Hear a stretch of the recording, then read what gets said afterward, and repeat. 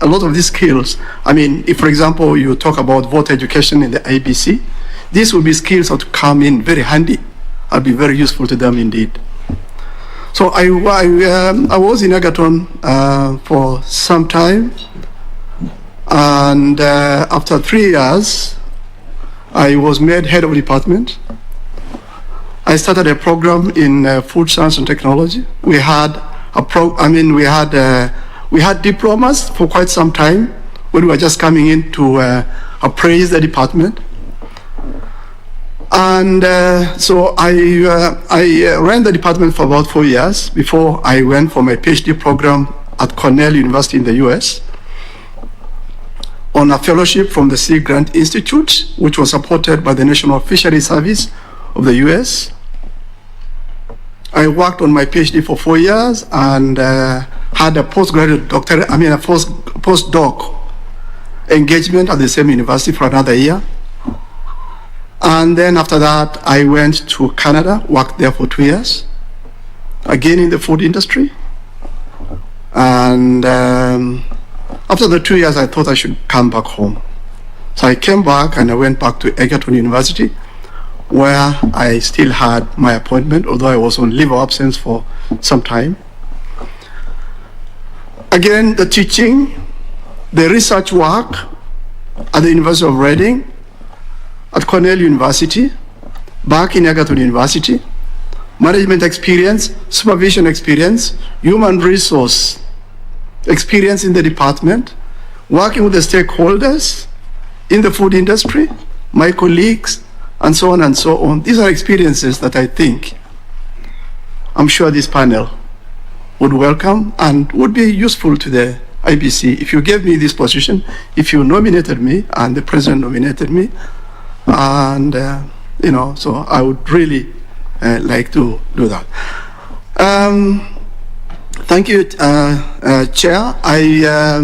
So after working in Egerton from 2006, when I came back to the university, I stayed on until 2012 when I went to Karatina University as an associate professor of food science, where the department was just starting of food science and nutrition was just starting at Karatina University. I took on the tutelage and started another program because they already had one program running. So within the 1 year when I was there, I started that program, recruited a few more staff, of course, with the help of the university administration. In 2012, an advert was put up in the national newspapers for commissioners of the Public Service Commission. I applied and I was lucky. I got the position as Commissioner of the Public Service Commission. So it started in 2013 until end of 2018. To be exact, about the 8th of January 2019. A position where I think we made a lot of difference under the headship of Professor Margaret Kobia and other very experienced and hardworking Kenyans who are commissioners worked with me during those 6 years in the Public Service Commission. We did quite a lot, Chair. I'm sure you must have seen a lot of the things we have done, from policies, from setting up the presidential system of government, helping the president to set his staff, recruiting principal secretaries, helping the cabinet secretaries, helping steer the public service into the presidential system of government. And I also represented the commission at the Kenya School of Government, where I was made chairman of the Human Resource Committee of the Council, where I helped consolidate the various institutes of the Kenya School of Government. You know, it was, before that time, it was a number of separate GTIs, government training institutes in Matuga, in Mombasa, in Embu, and then Baringo, and the main one in Lower Kabete. So I did quite a lot of that, helped them set up policies, guided them get their career progression guidelines, helped them set up the terms and conditions of service of employees, employ the first Director General, heads of the campuses. We renamed them campuses of the Kenya School of Government, not the GTIs anymore. And I was instrumental in that because I chaired that. So it put in quite a lot of work and very good work. And I'm sure if you have visited the Kenya School of Government today, it's different. And I think I did my level best to do the best I could. In fact, when I finished my term at the Public Service Commission in 2019, the first week of January, they co-opted me back into council in the Human Resource Committee. I said I can't go straight into the council because it'd be a lot of work, because I was already appointed a Director of Research, Innovation and Extension at Karatina University, where I went back after my leave of absence at the PSC. So I'm still a co-opted member of the Human Resource Committee of Council of the KSG, because I think they thought that I had something good to offer. And so, Chair, I in the interest of time, I'm sure a lot of other questions are going to come. Maybe I should stop there for the time being. Thank you. Thank you so much, Prof. Can I ask if you are a registered voter? Yes, I'm a registered voter in Akwamekwi village, and that is in Loda town, so that's where I register and vote. Okay. Thank you. Prof, I have one more question for you. This is really just to get some clarification. We wanted to request if you can just explain to us kindly and with the greatest respect the nature of your disability, because when we received your application, we did see that you had an ID as a person of disability with visual impairment, and indeed it was on the basis of that, and of course you do meet the requirements for this position, that you are shortlisted, because you also were a person of disability. So really it's just to ask you to explain, because when we had the day we held the psychometric test and the case study, we had actually gone to some effort to ensure that regardless of your disability, you'd be able to participate fully and undertake the tests. So we had actually gotten the equipment, necessary support, including a separate room. So we were somewhat surprised when you declined this support, and actually you were able to do the test, both the psychometric, which is a digital test, as well as the case study. In fact, you submitted one of the longer case studies for us to consider. So I think in view of that, we just wanted to be sure what is really the nature of your visual impairment, because it would appear you're able to function without any assistance. Please. Sorry about that, Chair. I don't have the vision in one eye. So I use this eye, and the lenses actually are good and are configured to help. So they kind of magnify a lot when I'm driving or I'm reading. It's both a reading glass and a lot of other.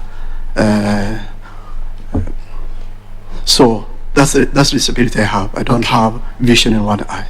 Okay. I lost it. I had 30% when I got the examination, I think in 2016 or 2015 at Mbagathi Hospital, and but I've lost it over time. Thank you. But sorry about that. Not at all. Yeah, I was trying to get, I think it was Dr. Okello and another colleague, somebody in the Secretariat who are trying to help me, and I'm grateful for that. But we couldn't get each other just before the day of the psychometric test. But again, my apologies for that. Not to worry. Thank you so much, Prof, for that clarification. I'll now ask Mr. Morris Kimuli to ask you a few questions. Thank you very much, Chair. Professor.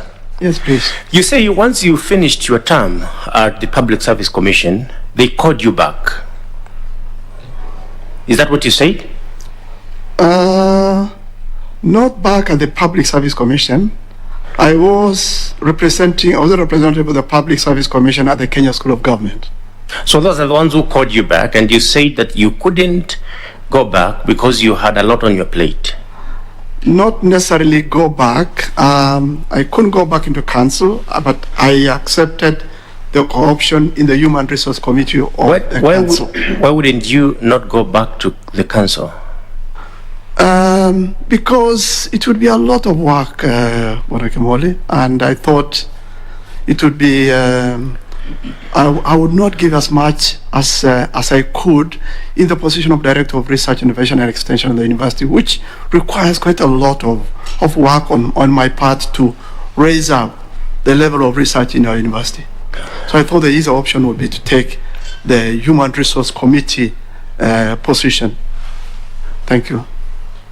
And so this time round, you feel that the commission does not present as much work, doesn't involve as much weightlifting, heavy lifting, as the council would have presented?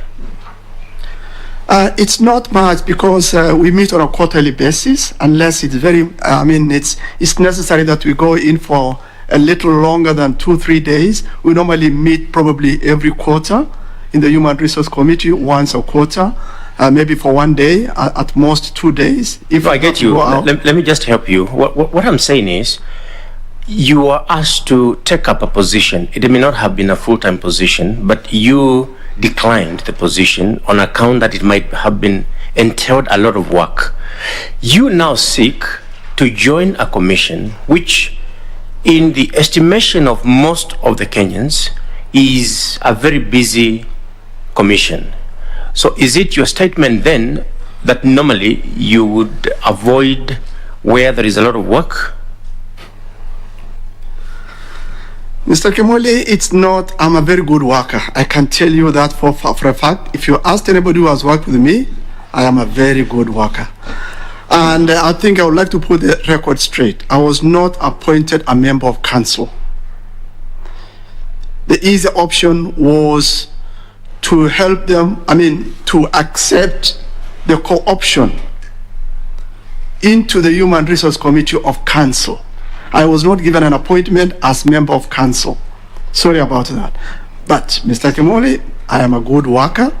You are a good worker. If I got this position, I would, of course, ask my Vice Chancellor and the University Management to give me a leave of absence, if necessary.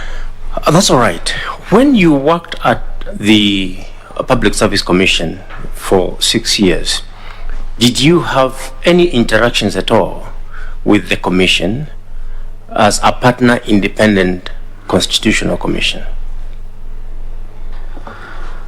I don't remember any opportunity when we had an interaction with the IBC as such, but other commissions I think we had, at least with the Gender Commission, with the CIC, with the Ombudsman, with the JSC, but not with the IBC. Do you think, as an expert in public service, that there is something for the public service within the Electoral Commission? A lot indeed. In fact, in the area of human resource management, in research, in voter education, because we have experts in the Public Service Commission who could have helped if they needed the help. So there would be a lot to gain if they wanted that assistance if they wanted to. So let me just get this right. IEBC is an independent commission, just like the PSC, the Public Service Commission. Does the Public Service Commission undertake recruitment and management of workforce for the commission, for the Electoral Commission? It does not. It is an independent commission in that sense, but it does not remove the consultation or collaboration between commissions. It doesn't. We are all Kenyans. We are working for the good people of this country, and there's no reason of one commission consulting, if they think they need some expertise or something they want to work with another commission in, I don't think that would be a problem at all. Perhaps I need your guidance. And I'm looking at the Constitution that establishes commissions. And I'm looking at the Article 234. I think it establishes the Public Service Commission, the commission that you served. Mm-hmm. You have the Constitution there, by the way. The first document, that yellow. When you look at Article 234, yeah, Article 3 says that, commissions, the following commissions are exempted from the purview of the Public Service Commission. And the state offices are excluded, the offices of High Commissioner, Ambassador, other diplomatic and consular representatives, an office opposition subject to the Parliamentary Service Commission, the Judicial Service Commission, the Teacher Service Commission, the National Police Service Commission. Those are the only offices and those are the only commissions that are exempted from control by the Public Service Commission. Why do you think the Electoral, the Independent Electoral and Boundaries Commission, did not make it to the list of the commissions that are exempted from oversight by the Public Service Commission? And for your information, we have more independent commissions than the ones listed under Article 234(3). So why do you think only these ones were exempted from control by the Public Service Commission, and particularly the Electoral Commission is not among those?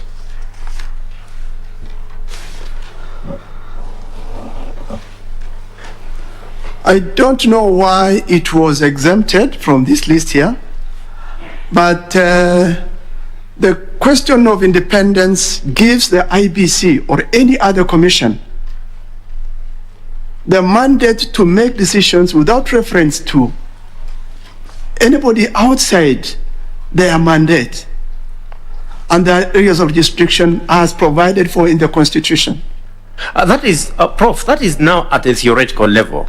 But having worked with the Public Service Commission for 6 years, I'm sure you interacted with Article 234 that established that commission and gave you powers and responsibilities. You must have noted that it excluded your control over a number of commissions, but it did not exclude your control over other commissions, including IEBC. Is this something you may have discussed as commissioners for 6 years when you are there to ask why?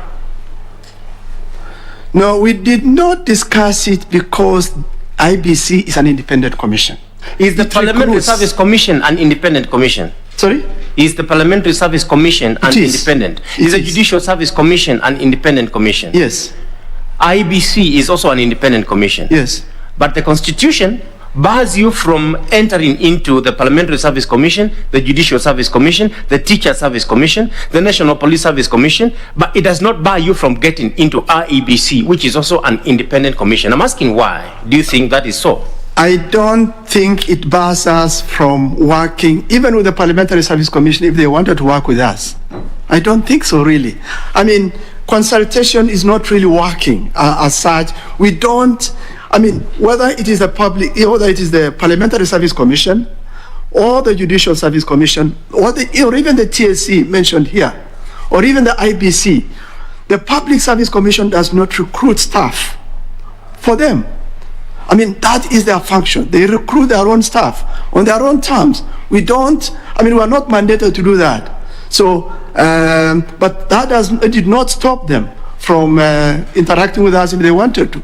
That's okay. What I get is that as a commission, you may not have discussed what that particular sub-article means. But tell us, Prof, Article 232 of the Constitution, do you know what it relates to? Article 232. This one you would know. Yeah, I mean, it relates to what we're supposed to do and how we're supposed to do it. The principles of the public service. Principles of the public service. Who is in charge of implementing and oversighting the enforcement of the principles of the public service? The Public Service Commission. Only?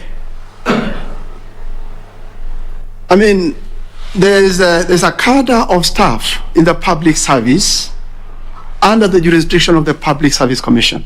No, the principles bind both people working in the national government and in the devolved units.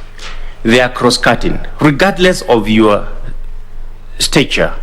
If you are serving the public, you're supposed to abide by Article 232. Are you saying that it's only the Public Service Commission that is mandated to oversight compliance with Article 232? It is not, because the counties have the County Public Service Board working, doing similar things that the Public Service Commission does for the civil service in the counties. Each county has that. And I get you, because our time is up, you can see already. What I'm asking is, if you are sitting as PSC, do you have the mandate to ensure staff at the Electoral Commission comply with Article 232 on the principles of public service?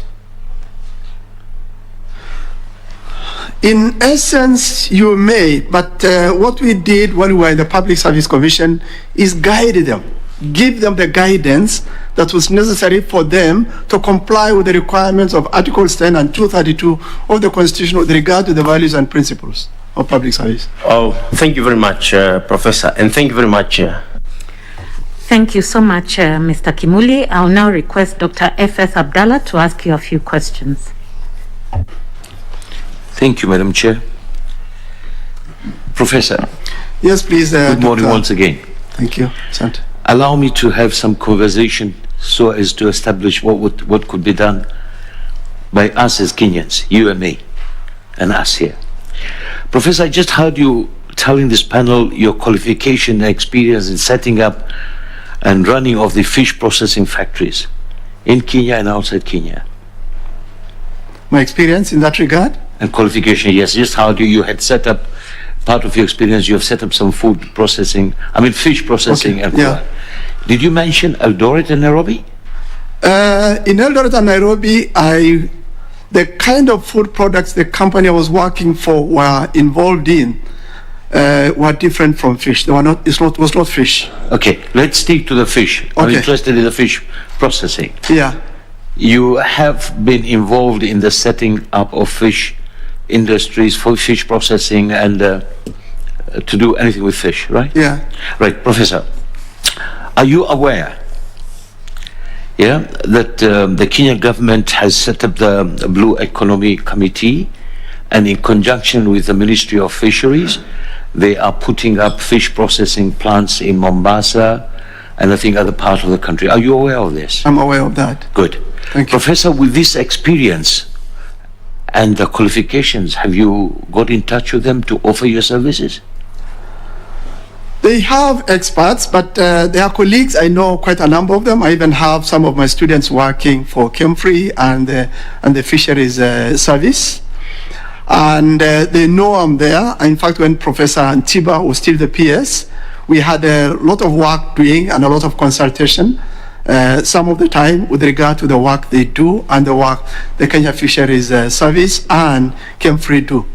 So I have colleagues there who know what the experts I have, and they can always consult. But I know. Yes, Professor, with due respect, I'm talking about the blue economy, right? Because that's fisheries was stuck in fisheries and blue economy in there. I do appreciate they know you're there and they could contact Ntiba and the rest. But where IEBC is concerned, we also know you're there, but you applied, you're offering your services. Did you offer your services to the fisheries in reference to your highly qualifications and experience in the fisheries processing plants? I did. In fact, there was a time before I came to the Public Service Commission when I was still in Egerton that I consulted, because the fishery station in Kalokolo and Lake Turkana were doing some work, and I had a discussion with Professor Ntiba that time when he was PS to help if they needed my help. So I had a discussion with them actually, and they know my expertise exists and I'm always here for them. Okay, I hope the fisheries departments and the blue economy are watching and still feel that you're still there available to assist them in whatever you could. Thank you. Thank you. Now, Prof, I'm sure you know the word SWOT. SWOT, SWOT, Yes. right? SWOT, yeah. Yeah, SWOT, of course, strength, weaknesses, opportunity, and threats. Let's allow a small conversation between you and me, and the rest could follow up. Right. The study. Yeah, the study normally finds that 35% discrepancy between the organization's objectives and what was actually implemented. Many a times the problem is not that the employees are or were incompetent, but that the objectives were too ambiguous. Many employees didn't or don't even know why they were doing what they were doing, Prof. What's your opinion? Could this be the case at IEBC? From what you hear, from what we read in the papers about the Secretariat and the Commission? I don't think, I'm not sure, because I don't work for the IBC. But of course, maybe like you and other Kenyans, we read a lot in the papers. Maybe you meet some of the people working in there. It is possible that there could have been, I don't know. I don't work for the IBC. I'm not an insider in the IBC. But it's possible that sometimes people fail to do what they're supposed to do for a number of reasons. They could be personal. They could be environmental where they work. They could have something to do with leadership and a lot of other factors in the workplace that determine whether you engage or you disengage, you work little or you do quite a bit, and so on. Right. So, Prof, it will be not appropriate for me to ask you whether you are able to sort from what you read as to what is going on. One doesn't need to be in the IBC to analyze the situation. And you being a leader and you create leaders, I'm sure your intelligence and experience, academically and in life, you're 65 years old. Could you please share what you think? Not necessarily that you have to work there to be able to sort out what could be happening. What I could do, Dr. Abdallah, thank you for that question. What I could do if I was given this position, for example, and had the opportunity to go in there and examine what's happening in the IBC, if things are not working with staff, would be to call in an external consultant. Of course, the IBC commissioners who oversight the operations of the commission through working with the CEO, they should be able to know what their problems are. And if they call in a consultant, because it's always good when you get to that stage to call in an eye from outside, if you have the resources to do that, give them a good set of terms of reference for them to look at. Don't be, say exactly what their problems are and give room to staff and anybody, as many stakeholders as possible, to give them the information they need to be able to table before you to solve problems like that.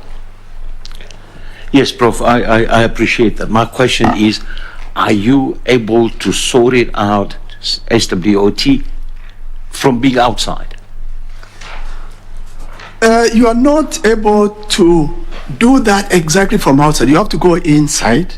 That's why I would rather call somebody to help out, because sometimes being inside may not be the easiest way to solve all the problems.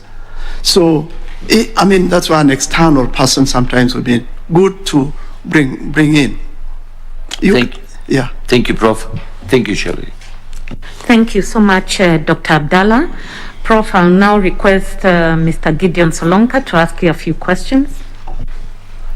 Thank you, Prof. I'll begin by giving you this scenario question. There is this voter who registered himself as a voter in Embakasi South constituency using his national identity card. Okay? On the election day, he produces his Kenyan passport as his identification document. kindly tell us if that voter will be eligible to vote on that day, and maybe you can briefly address us on eligibility to vote as provided in our laws.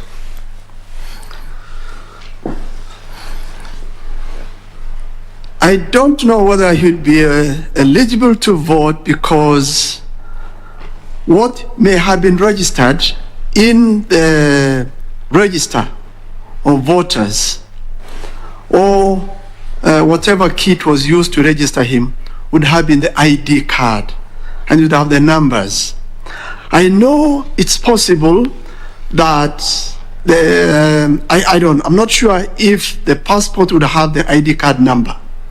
But most like, of course, not likely, but it would be correct to say that it's possible that the names as presented on the ID may be registered in the kit, or the register for that matter, of voters, may be similar to what you could have on the passport. But there may be complications, because I'm not sure the clerks and the presiding officer at the station where this person may have registered could take that voter, because there's a difference in the document he used to vote. He registered with. He did not register with the passport. He registered with the ID card. So are you aware what the law says about such a scenario? I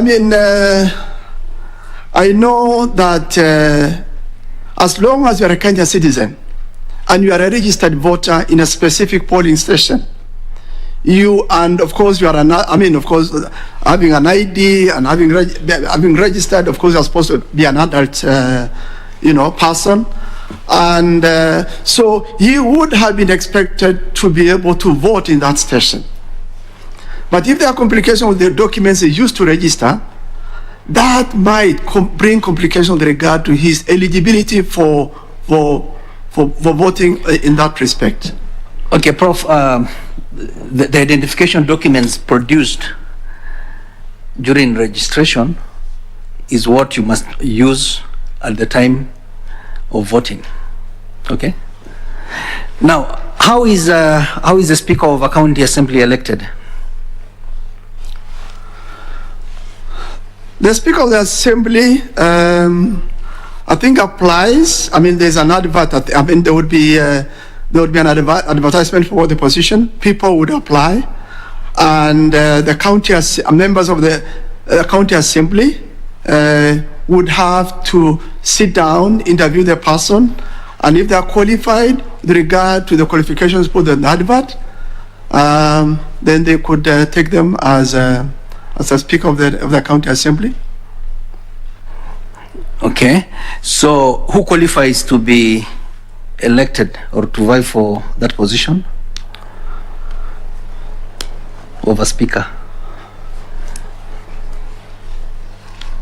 A Speaker of a County Assembly, because his work approximates to that of the speakers of the Senate and that of the National Assembly in our country, would have to have the requisite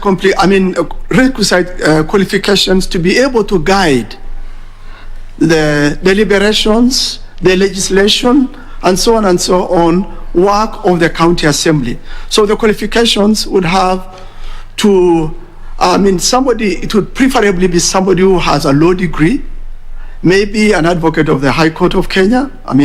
After qualifying from the Kenya School of Law, he may have had some experience that may have been put into the advert, and probably, of course, a Kenyan citizen, and any other qualifications that the advert would require. Can an elected member of County Assembly stand for that position as a Speaker? No, they cannot. They have to resign if they want to do that. They have to resign their position as a member of the County Assembly, and then they can apply for these other positions. They can't.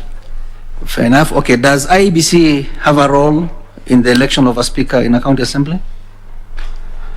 If they are asked to, they can help.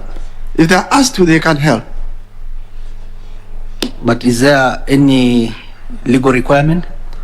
There is no legal requirement from the point of view of the county assembly, but with regard to the mandate of the IBC, they can help out. Just like, for example, they could help out with nominations and party elections of a registered party in this country, for example.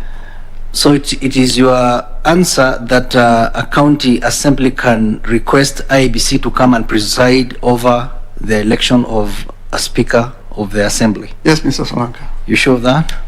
I think they can. There's no reason why they should not. Okay. And are you aware who presides over the elections of a speaker of a county assembly in law? A lot of the time, I mean, like, for example, in my county, I have seen the judicial officers, a magistrate based in Lodwar. I think I've seen them overseeing the election of a speaker of the county assembly. Overseeing or presiding? I mean presiding, sorry. Presiding. So a magistrate can preside? Yeah, he can. He can. Okay. Thank you. You may need to look at the first schedule of the Elections Act. Okay. It's the clerk of the assembly who presides over. Okay. Thank you. Yes. Now, there is also this issue of the ballot papers. Where do they get their ballot papers to conduct an election of a county assembly?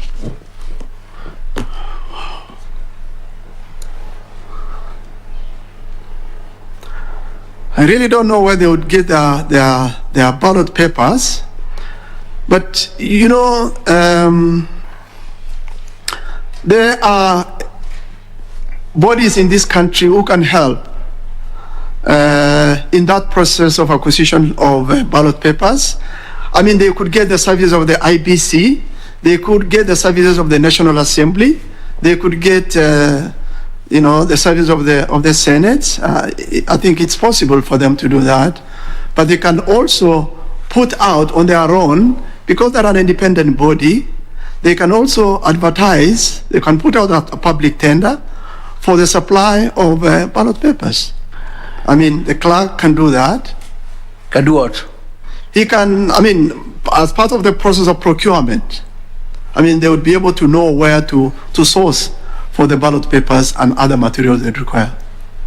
Okay, again for your information, because this will lead to my next question, the law allows the clerk of the assembly to prepare ballot papers. Okay?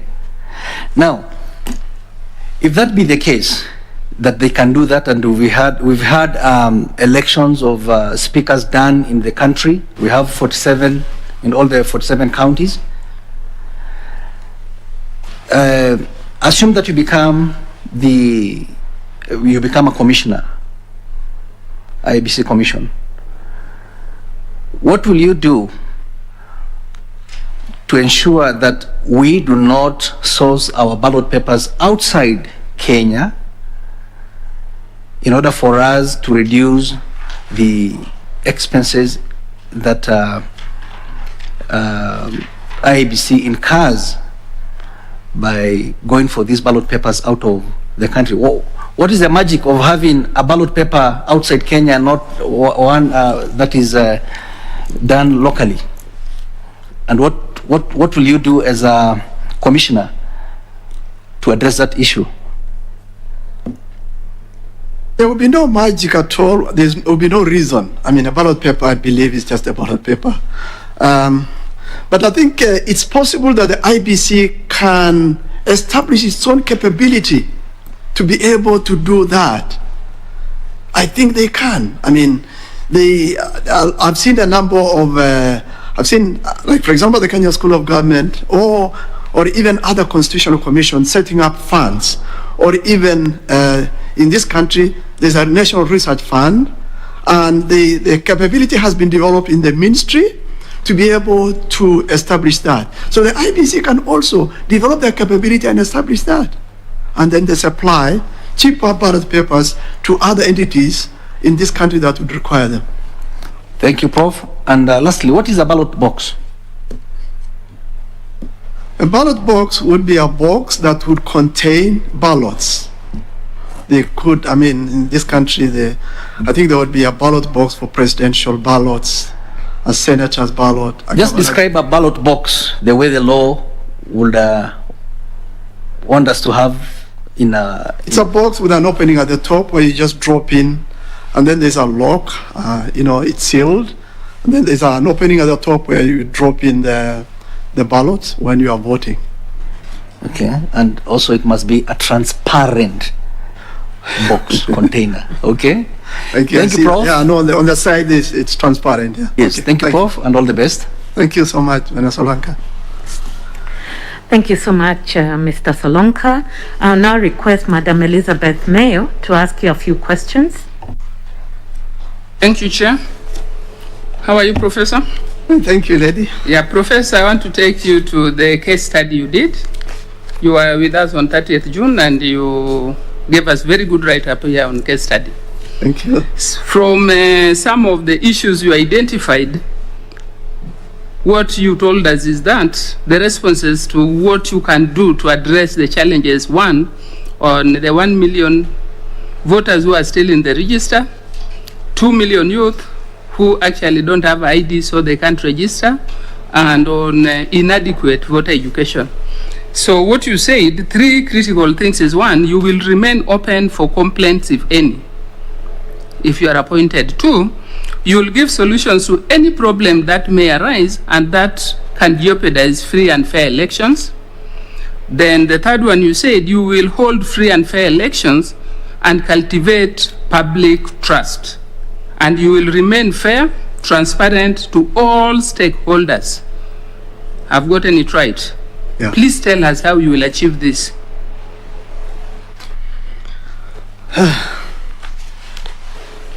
Now, the IBC really has the mandate and mandate to do all that I've mentioned in that. The question of ensuring free and fair elections is in the legislation that makes the IBC do the work they are supposed to do. As long as elections are simple, they are verifiable, they are transparent, and is credible, there is all the likelihood, if the IBC puts logistics in place and they have adequate resources to be able to do that and achieve that, then they can guarantee a high sense of transparency in election matters. The other one is, which is the other one? The other one is building, cultivating public trust. Public trust. Yeah. Cultivating public trust requires that the IBC engages with the public. They identify the problems, whether they are internal or external to them, that create that mistrust from the public in their work. And it's incumbent upon them that they should address that, because, I mean, if they cannot win the public trust, in fact, that may lead to voter apathy. It could be a reason for a lot of people not wanting to vote at all. So they have to cultivate, and have no option really. I mean, it's part of their mandate, and they have to do it if they want the Kenyan public to vote. So they have to engage them, identify the problem, engage them, get the resources, evaluate the effectiveness of the strategies they're using to get to those people, be open in the engagement, and try as much as possible to solve the problems that are creating the public trust. Okay, thank you, Professor. You also said that you'll remain open for complaints, if any. Remain open. So how will you remain open, and how will you get complaints? You can institute mechanisms. Yeah. You have, for example, the Directorate for Voter Registration and Partnerships in the IBC. I think that's the name. there should be an opportunity for them to create an avenue or even a small office or a small number of people to take complaints, because that's part of transparency. That's what really transparency means. And so if you believe in that transparency and it's part of the way you're supposed to work, there's no reason why you should not listen to genuine complaints, try to solve, give them genuine solutions, as long as you want to solve the problem. So within that time, there should be a window provided for people to take in complaints. You can, this is part really of public engagement also. Okay. Thank you. Thank you, Professor. My next question will be on a report, observation report, which was given in 2017 by the Carter Center. Yeah? And it was noted that while voter education workshops followed the same agenda, because there were various workshops, in some instances, trainers relayed inconsistent information about the marking of ballots, the participation of agents, and the validity of ballots, among other issues, which means there was no standardization. If you are appointed as commissioner today, how would you ensure that training of election officials in Turkana is the same as relayed in Mombasa? First of all, the most important thing is a curriculum. Draw a curriculum, draw the same content, draw the same delivery method, and if possible, make sure that the people delivering in Turkana and in Mombasa are trained to the same extent. You have evaluated their ability to convey similar information in both places. And of course, at the end of the day, you have to keep surveillance. You have to make sure that what they're supposed to deliver is delivered. Okay. Thank you. Okay, thank you. Thank you for that response. If you are to develop a curriculum for voter education just the way you have said, what specific issues would you include or would you take into account? First of all, the result is you want, for example, an increase in voter numbers. You want anybody who is registered to come and vote in the station where they registered. So knowing the problem,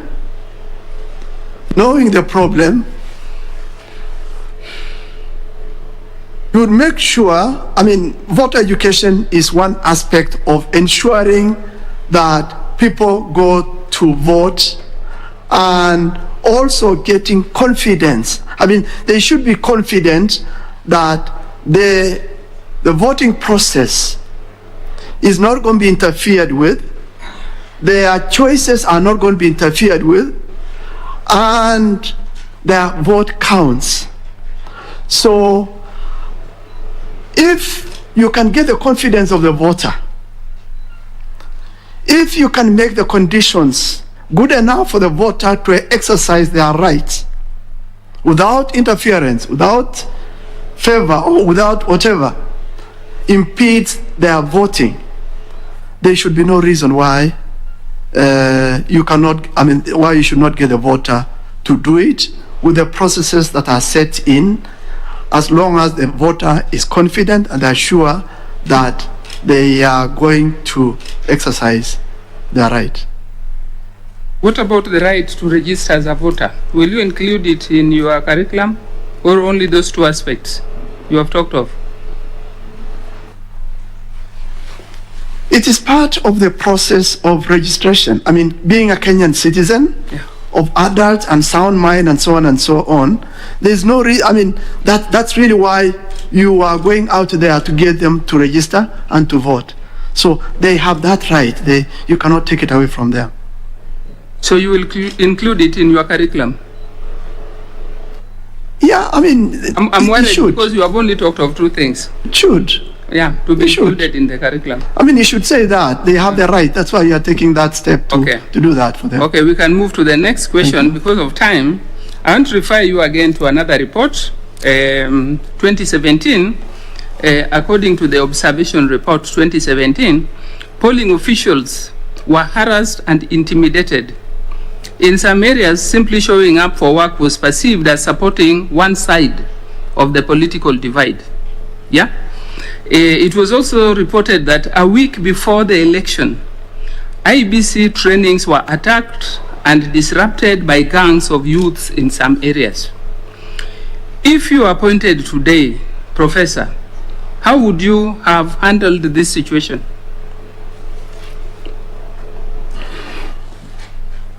Before you carry out, I would have probably have gone in before I carried out the exercise, whatever that would be, to find out what the environment is like. Some kind of intelligence reports, things you can get, for example, by talking to the county commissioner or the police commander and other people, or I mean, it's good always before you go into a place to do work like that, to know what the environment is like. But then at the same time also, you cannot also go in until you know that the venue and the work you're going to do is going to succeed.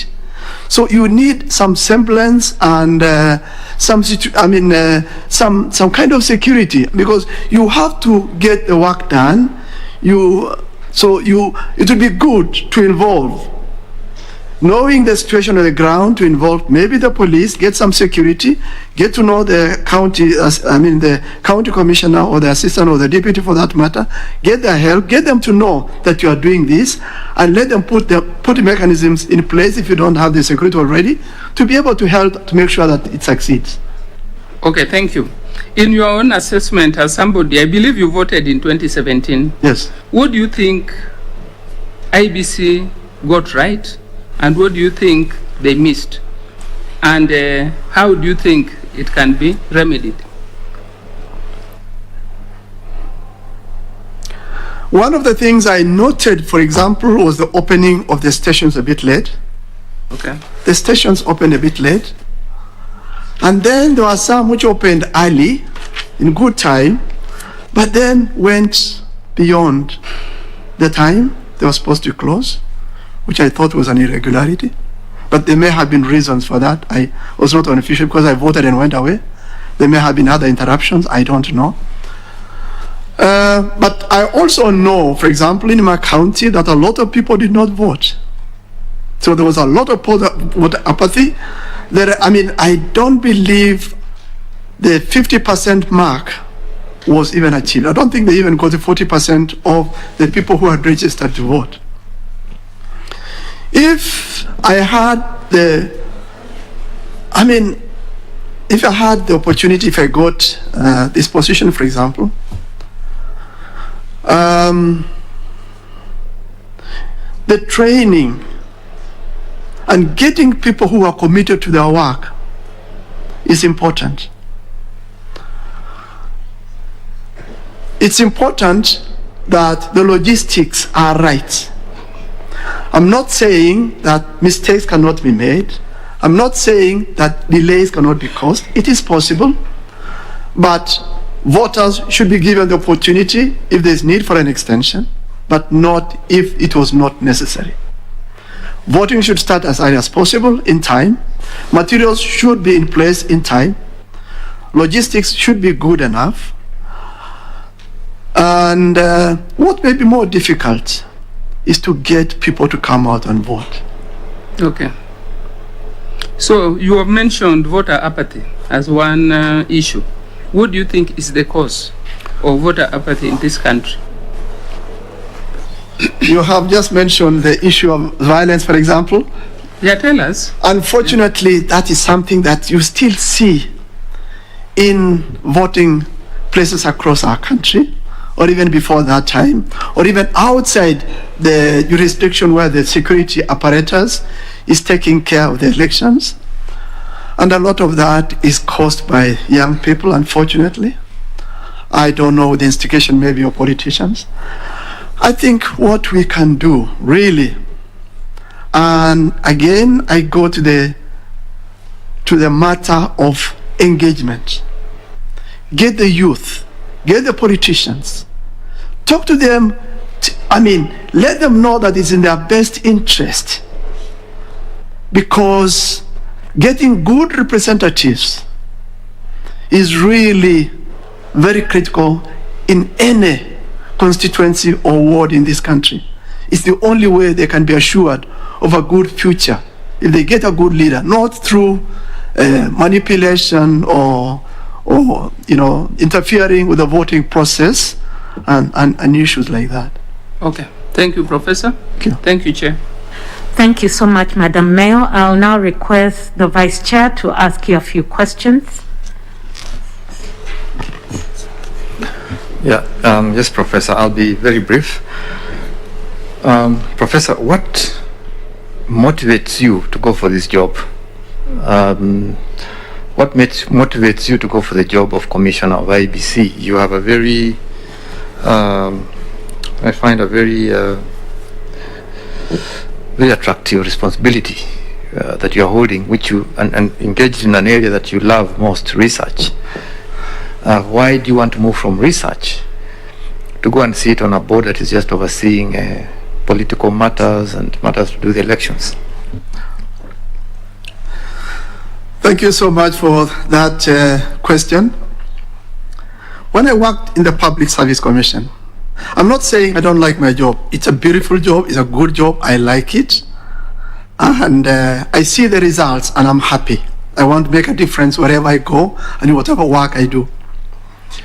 When I worked at the Public Service Commission, I saw that I found out with the work we did under the Kenya School of Government also, it impacted a lot. And I thought when I applied for this job that enthusiasm, that ability to go for results, that passion I have and commitment, I could make a difference, because it looks like the IEBC has been ailing for some time. Of course, I'm not going to solve all the problems. I can't, because you go in there, you are working as a commissioner, among others, you arrive at decisions on consensus basis and so on and so on. It's not an easy job, I know that. But I think I can make a difference. I think I have the capability to be able to influence and influence positively and make a difference in the IBC. If you give me the position, if you nominate, you recommended me for nomination by His Excellency the President and approval by Parliament and his appointment. Yeah, that's fine. But, you know, when you say your mission is to make a difference in what area? And you talk of ailing. What is ailing IBC? That you target and say, if I go in there, these things with my drive and energy I'll fix. What are those things that you think are ailing the electoral body? The one area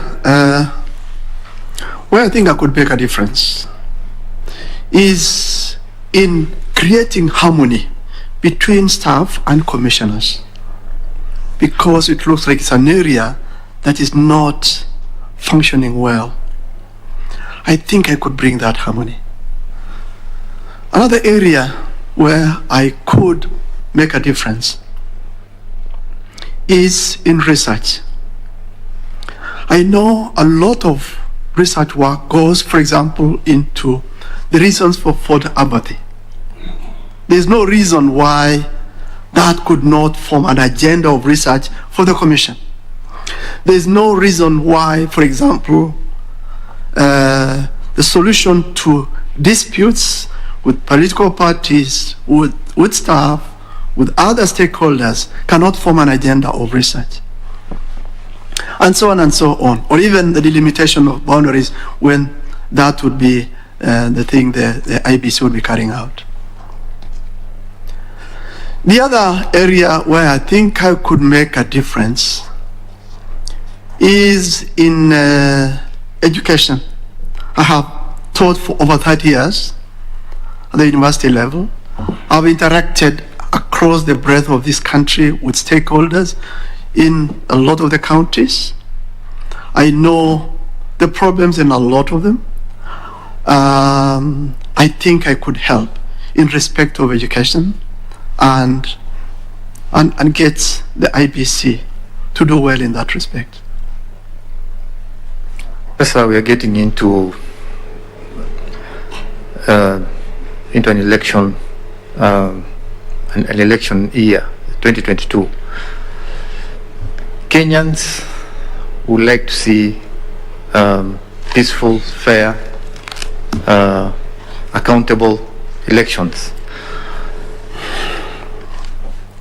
What, if you were to be commissioner, what would you do? Research is long-term, education is long-term. What would you do as a commissioner? What role would you play to ensure that Kenyans have credible elections compared to what we've had in the past? What do you have in mind that you take the IBC that would impact on the 2022 elections that would give us credible elections?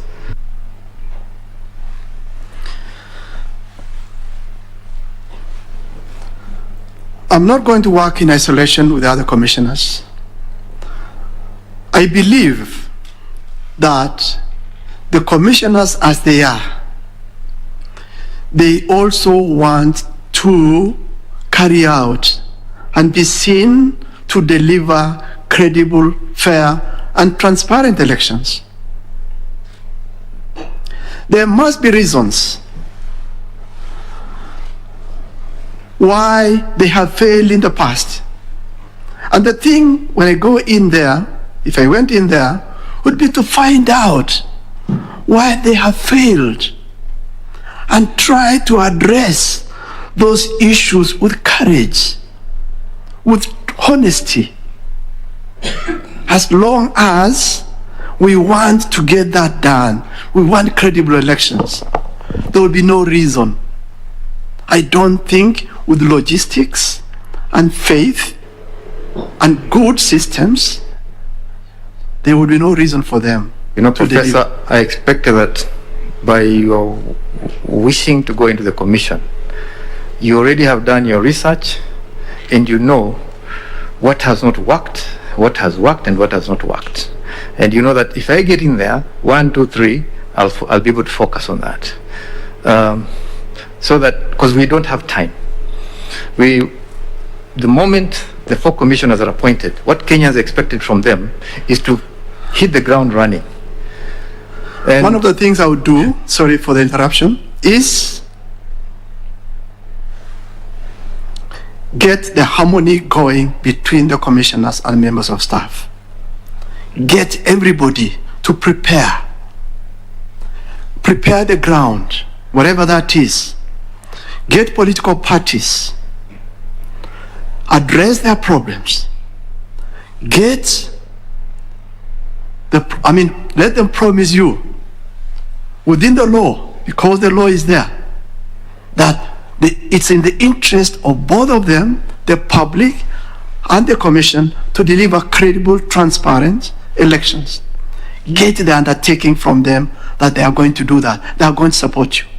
Get the National Treasury, get the executive to give you the resources that you need to put everything in place. Get the materials in good time, and so on and so on. Thank you. all those things you have mentioned involve challenges. If you had to face challenges in getting some of these things to happen, how would you handle it? The thing to do is to be able sometimes, often, not sometimes, but often anticipate challenges. If you anticipate challenges, you are able to find solutions before you get to those challenges. So the thing is to anticipate some of the problems from some of those activities you are undertaking. So let's go to do a risk analysis if you can. There's no reason why you should not do that, because that helps you to prepare for those challenges and meet them, provide solutions, so that at least you are able to succeed to a given and a large extent. Let's take the challenge of technology, which has been a major problem. It was a major problem in 2017. It remains a problem. How would you tackle the challenge of technology? in elections?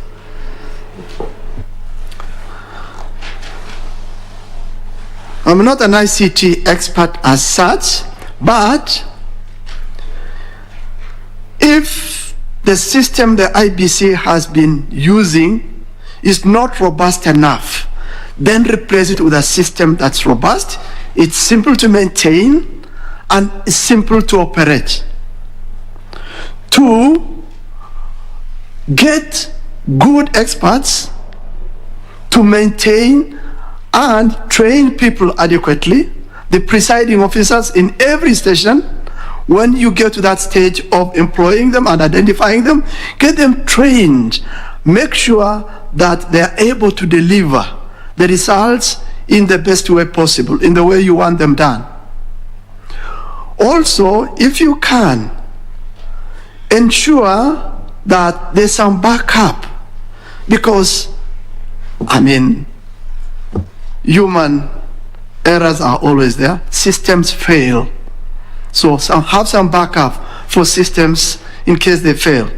But more importantly, prepare well so that you get a system that is easy to maintain, easy to operate, and delivers in the shortest time possible, and is affordable, and so on and so on. Thank you, Professor. Thank you so much, Vice Chair. I'll now request Reverend Father Mutie to ask you a few questions, Prof. Thank you, Chair. Good morning, Professor. Good morning, Father. Earlier on, you said in your career life, there was a moment you declined to render your services to some institutions so that you can go back to Turkana and establish the Fishermen Cooperative Society. Is that true? Yes, please. Was it a paid job or a volunteer job? Were you volunteering? It was a paying job. So it was not service to the people of Turkana, to the community, that is. I believe whether a job is paid or not paid, it's a service, because at the end of the day, it's the quality of service that matters. And because I did the best I could and delivered as needed, I thought I gave good service to my people. Thank you. Thank you. A quick one. What are your values? My values.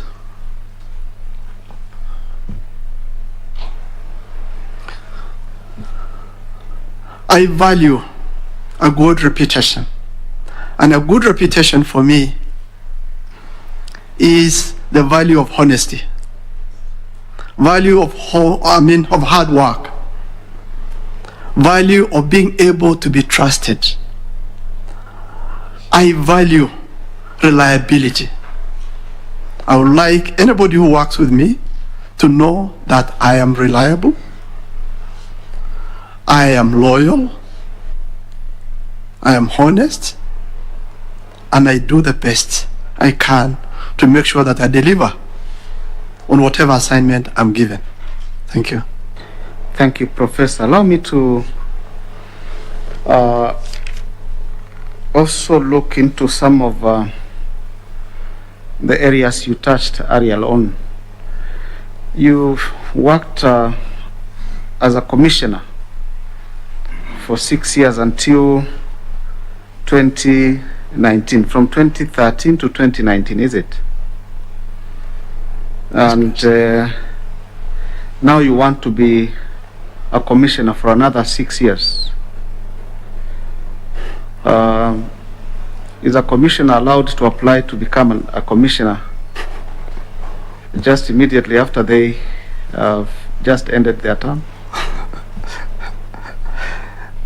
I don't think anything further stops me from applying for this position, and if you recommended me and His Excellency the President appointed me, as long as of course I'm capable, there's no reason why I should offer my service, because I don't think anything really stops me from asking for this. I feel that I could good Now- get good service going.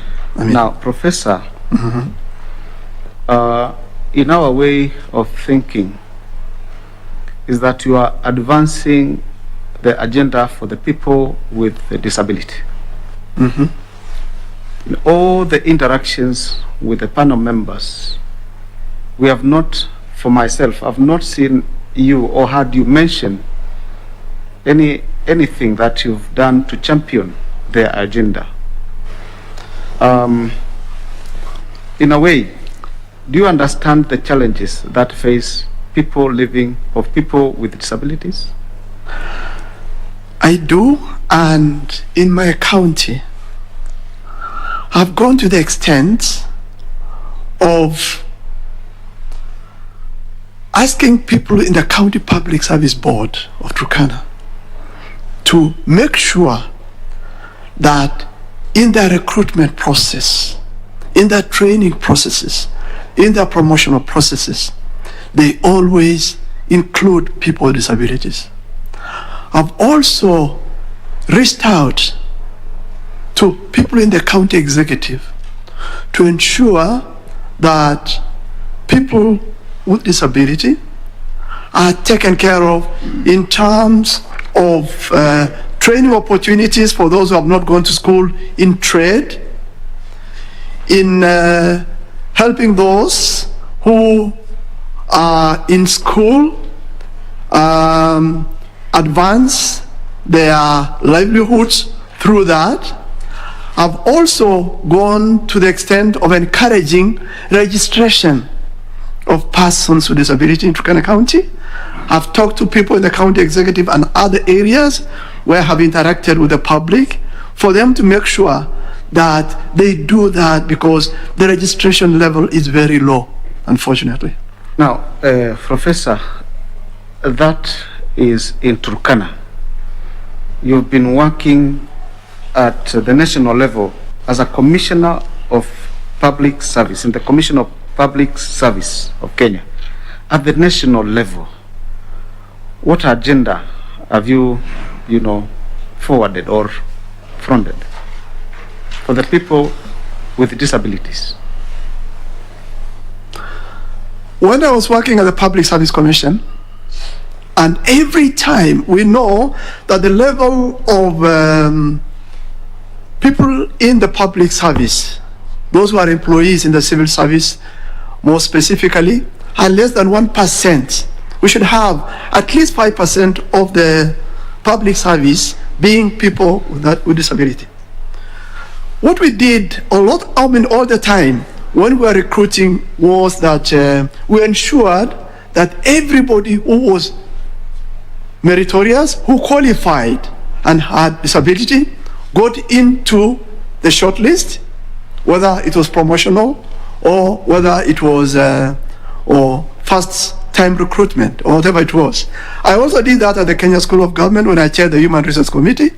I made sure every time, of course, that was uppermost in my mind every time, and we have done that, and we have really done very well at the Kenya School of Government.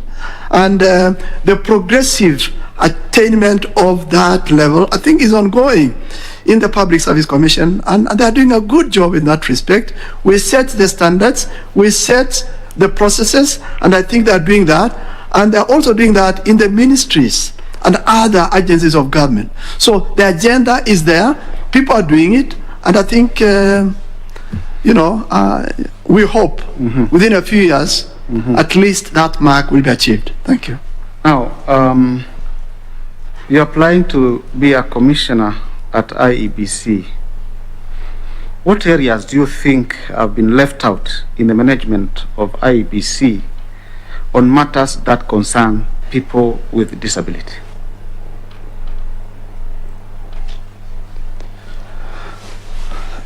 Seeing, for example, at the voting stations, they don't have gadgets that they can use. That's one thing I've observed in the polling stations. That is not there. Instead, of course, there are helpers, the people who help them. I mean, that is, of course, still the same to a large extent also in the public service. And then also the facilities where the stations where polling takes place, the facilities were not provided in a lot of the areas I've gone to. And that is something that's been left out, and I think it's something that they can advance and something they can provide. Maybe also, I mean, and especially, so any special need for people like that should be provided. I mean, that should be an area now that IBC could get itself into. Profesa, umeongea kuhusu changamoto za walemavu. Now, ni jambo gani utafanya kuhakikisha hizo changamoto na zinginezo zitaangaliwa kama utakuwa commissioner wa IBC? Kitu cha kwanza ambacho nitafanya nikiwa commissioner katika IBC ni kuhakikisha ya kuwa kuna mjadala kati yetu kama commissioner kutengeza policy ya kuweza kuwatumikia walemavu ipasavyo na kuweka mikakati pale kwenye stesheni na kwenye county ambazo kuwasaidia hawa katika juhudi zao za kupiga kura na mambo mengine ambazo zinawahitaji watafanya kwa maisha yao katika mambo ya kura. Ni hiyo tu, Profesa? Kuna mengi, unajua sasa pia sio sisi peke yake ambao tutafanya hivyo, lazima pia tushirikiane na wengine ambao wako nje, serikalini, kwenye wizara, NGOs na shirika nyingine za kiserikali, zisizo za serikali, pia county government, serikali za county na wengine lazima pia watoe njia zao za kuweza kuwasaidia na kuwainua. Asante Profesa. Nashukuru. Asante Chair. Thank you so much, Reverend Father. Prof, I have a general knowledge question for you. You applied to join the IBC as a member of the commission. Should you become a member of the commission, you will be working closely with the Secretariat. It's headed by our CEO. So, a very good morning to you. My name is Daniel Mohammed. Welcome to News Check on this Monday morning, the 19th day of July. It's the year 2021. We have day 9 of the interviews for the IBC candidates for the IBC commissioners, and the interview that has just concluded is Professor Michael Napoo Ilukwol Lokoruka from Turkana County. He has a PhD in food science. He is a food scientist. That is what he studied throughout his university days. He is the Director of Research and Innovation and Extension at the Karatina University and was a member of the Public Service Commission from 2013 to 2019.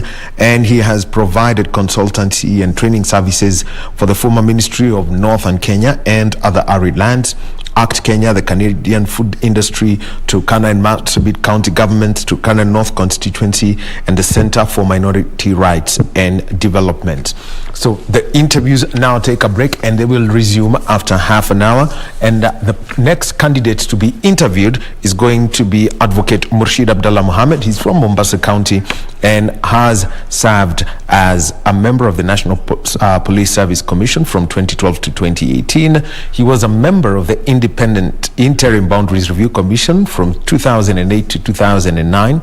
Basically, it was known as the Legal Commission, and he was also one of the candidates for the IEBC chairperson when the IBC was formed by the Constitution of Kenya 2010. He was one of the candidates for the office of chairperson in the year 2011.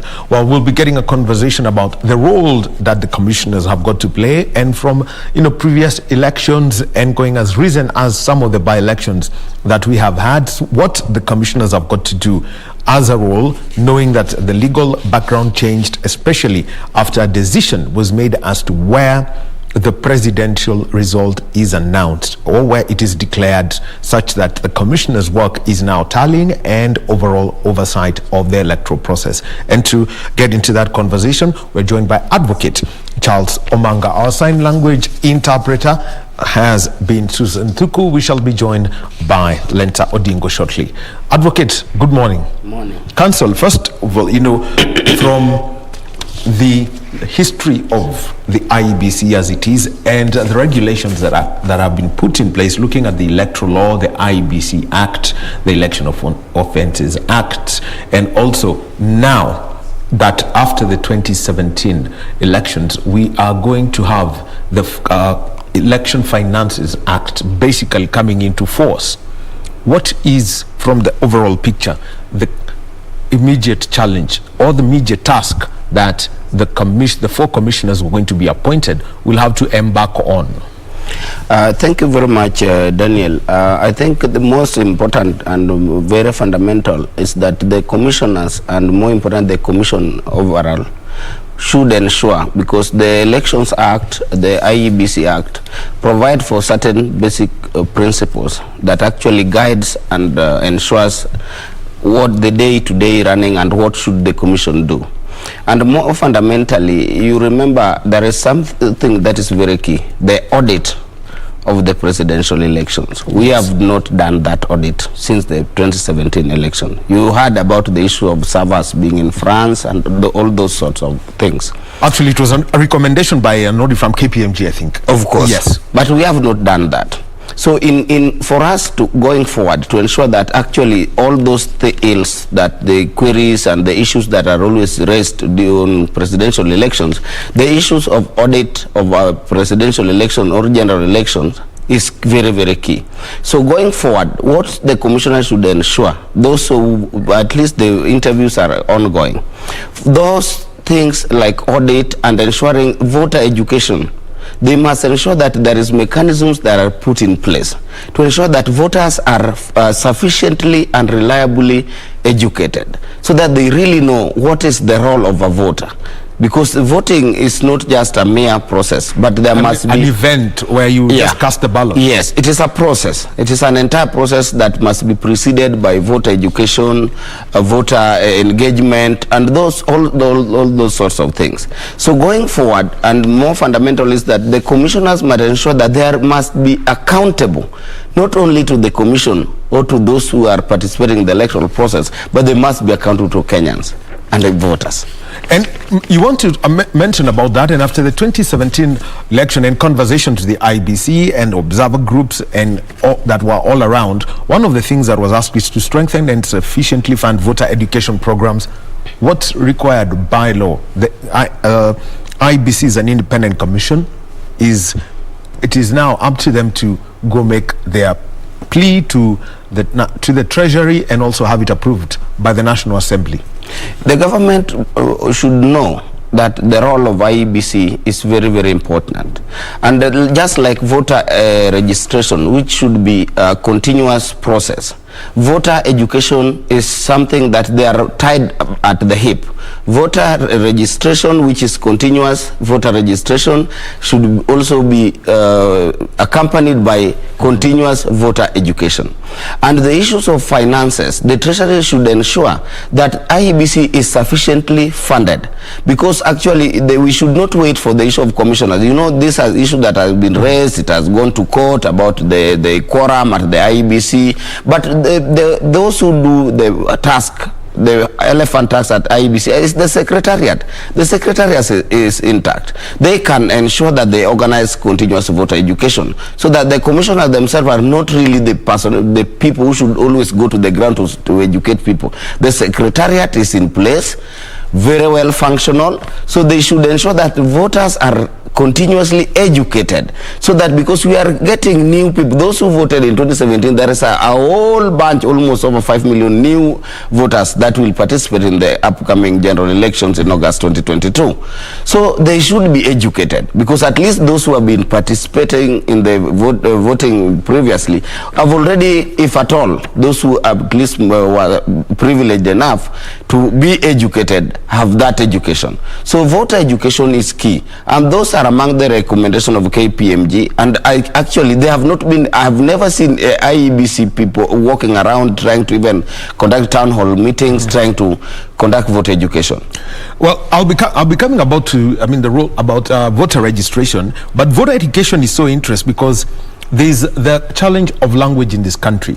There are counties which would be predominantly single language. If you go to Nyeri County, it's predominantly the Gikuyu people. If you go to Wajir, it's predominantly the Somali people. If you go to a county, say, like Kisii, it's predominantly the Gusii people. The question then is, outside of the 4 languages set out in the Constitution, English, Swahili, Sign Language, and Braille, how much should be done in the local language so that the rights of a voter are not taken away from them on voting day? What should be done? And actually, I think it is an oversight on the part of the Commission, is that we must ensure that, because communication is a universal solvent where each and everything dissolved. So if we do not actually ensure that we communicate, and what I mean by communication is effective communication, where you get a feedback.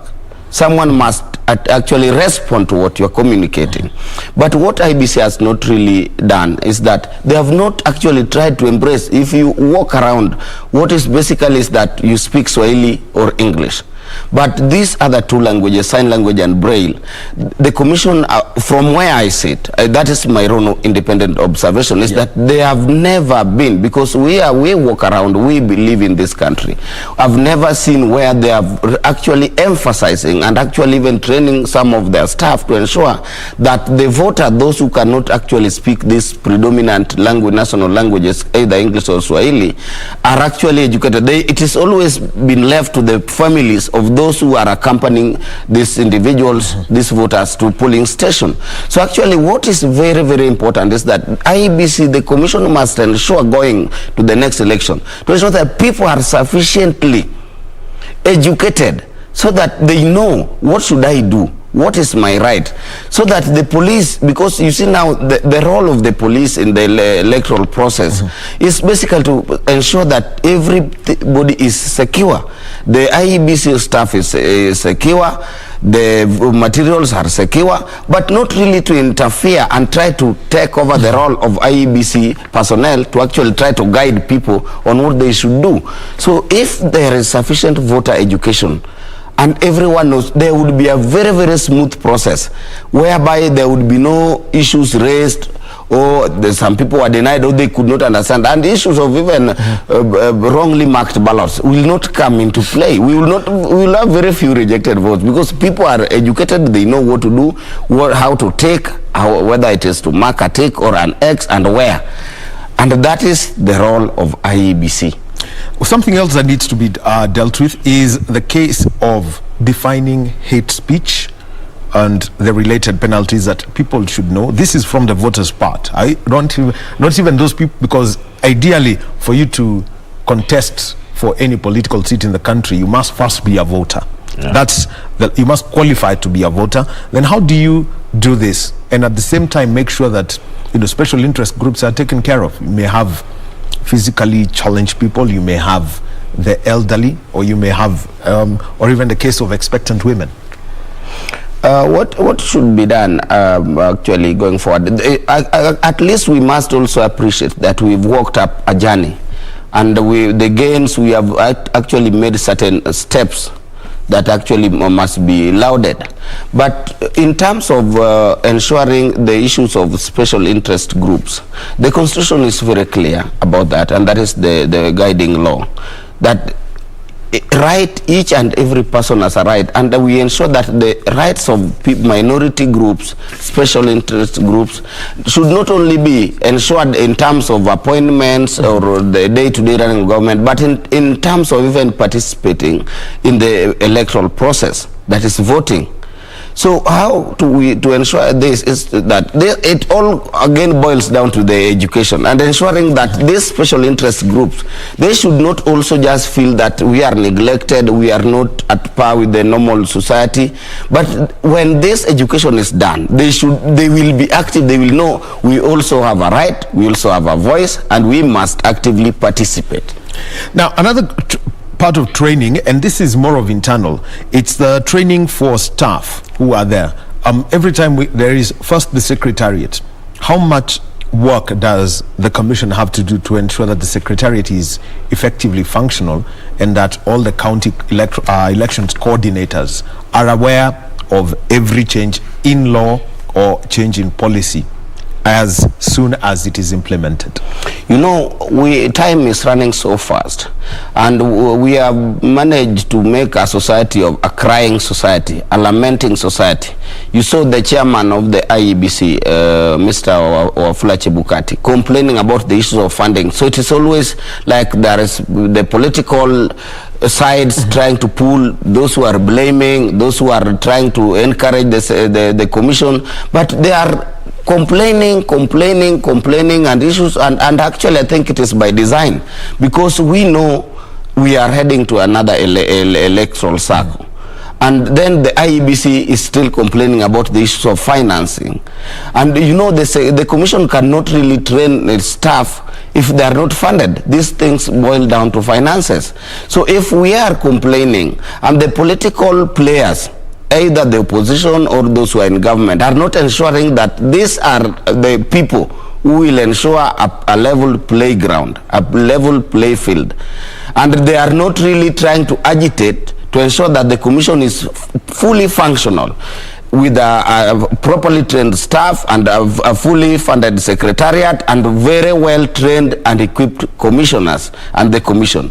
So if we continue complaining, and we are less than at least 13 months to the next general election, it means then we will still have a lot of issues coming up, because these coordinators, each and every person participating in terms of overseeing election must be fully and must be satisfied, so that there is no any complaint and there is no any excuse from part of the commission. Now, Advocate Charles Omanga with us in conversation about the interviews for the commissioners and the task ahead for them, and one of them is education and making sure that the processes there are straight, are very clear to everyone involved. The next one that come up, and this is after the recommendations that were made, is that around 8,000 to 10,000 people will be involved, over 10,000 when it comes to the elections, and they've got to be recruited specifically, especially for the presidential and general elections. We're talking about the presiding officers at the polling stations, the returning officers at constituency level, and the returning officers at county level. Then the Secretariat takes care of the National Tallying Center. What's the recruitment process that should be required of this group of people from the lessons that IEBC has had from running 2 general elections? You know, we've had a lot of challenges, and actually for the previous 2 general elections, they have never been smooth. They have always been contested.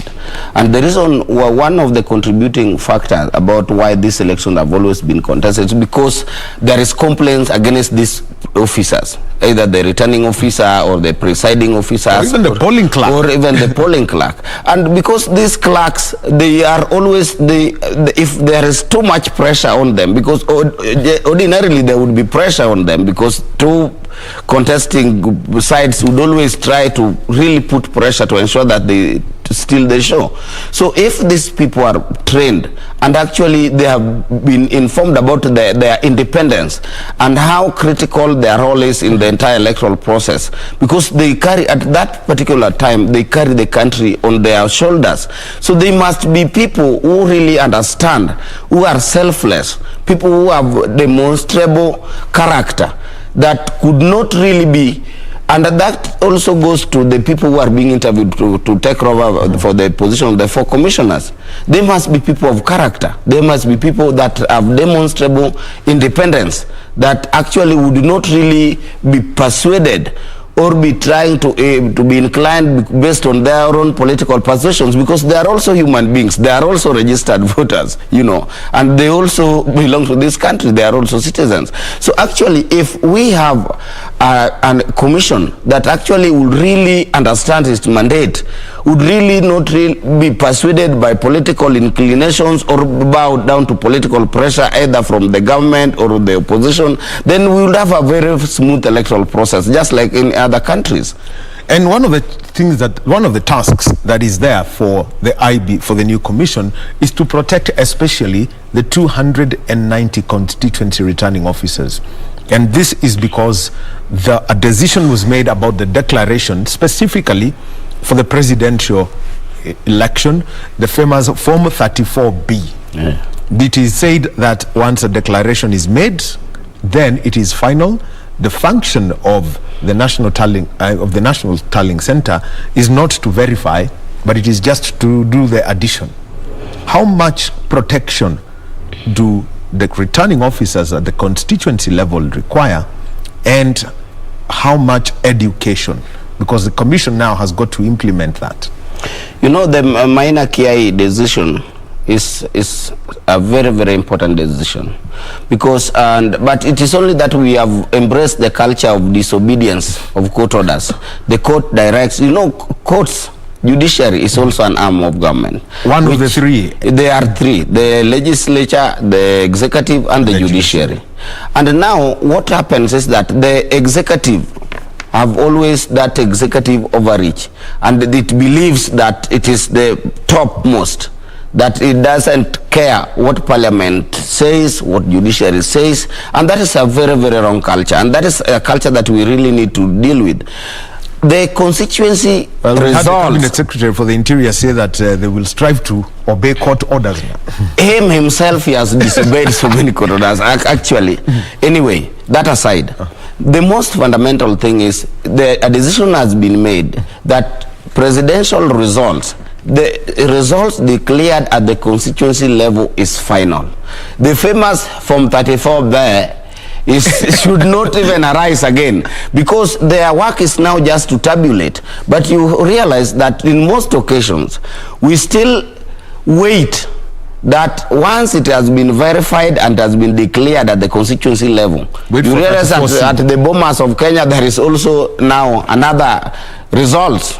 And these are what always drive us to contested elections, because the law and the decision of the courts have guided us that the result declared at the constituency level for presidential results is final. So it is not the work of the commission or to decide which results to take. The work is now to collate, to tabulate, and declare. So, and in that case, how much of empowerment has to, and protection, and at times, and I mean physical, if need be, needs then to be given to a constituency returning officer? Because if you look at all the chaos that we have around elections, they're mainly around one, the presidential one, yet we have 6. Why presidential election? And that is where it would be still a challenge, because you see now the government itself, the executive, will still be participating in those elections, either whether the president is still running or defending his seat or not. The police who should protect, because the protection that we can be guaranteed is that there must be sufficient security to these individuals, these officials. Yes. And that is provided by the Elections police. Act. Election, yes, it is. Through the police. Yes. But now if you realize, if you find a partisan police service, then there becomes a challenge. But we believe we have an independent police service. That is why we change from police force to police service. We have a service that is very, very independent.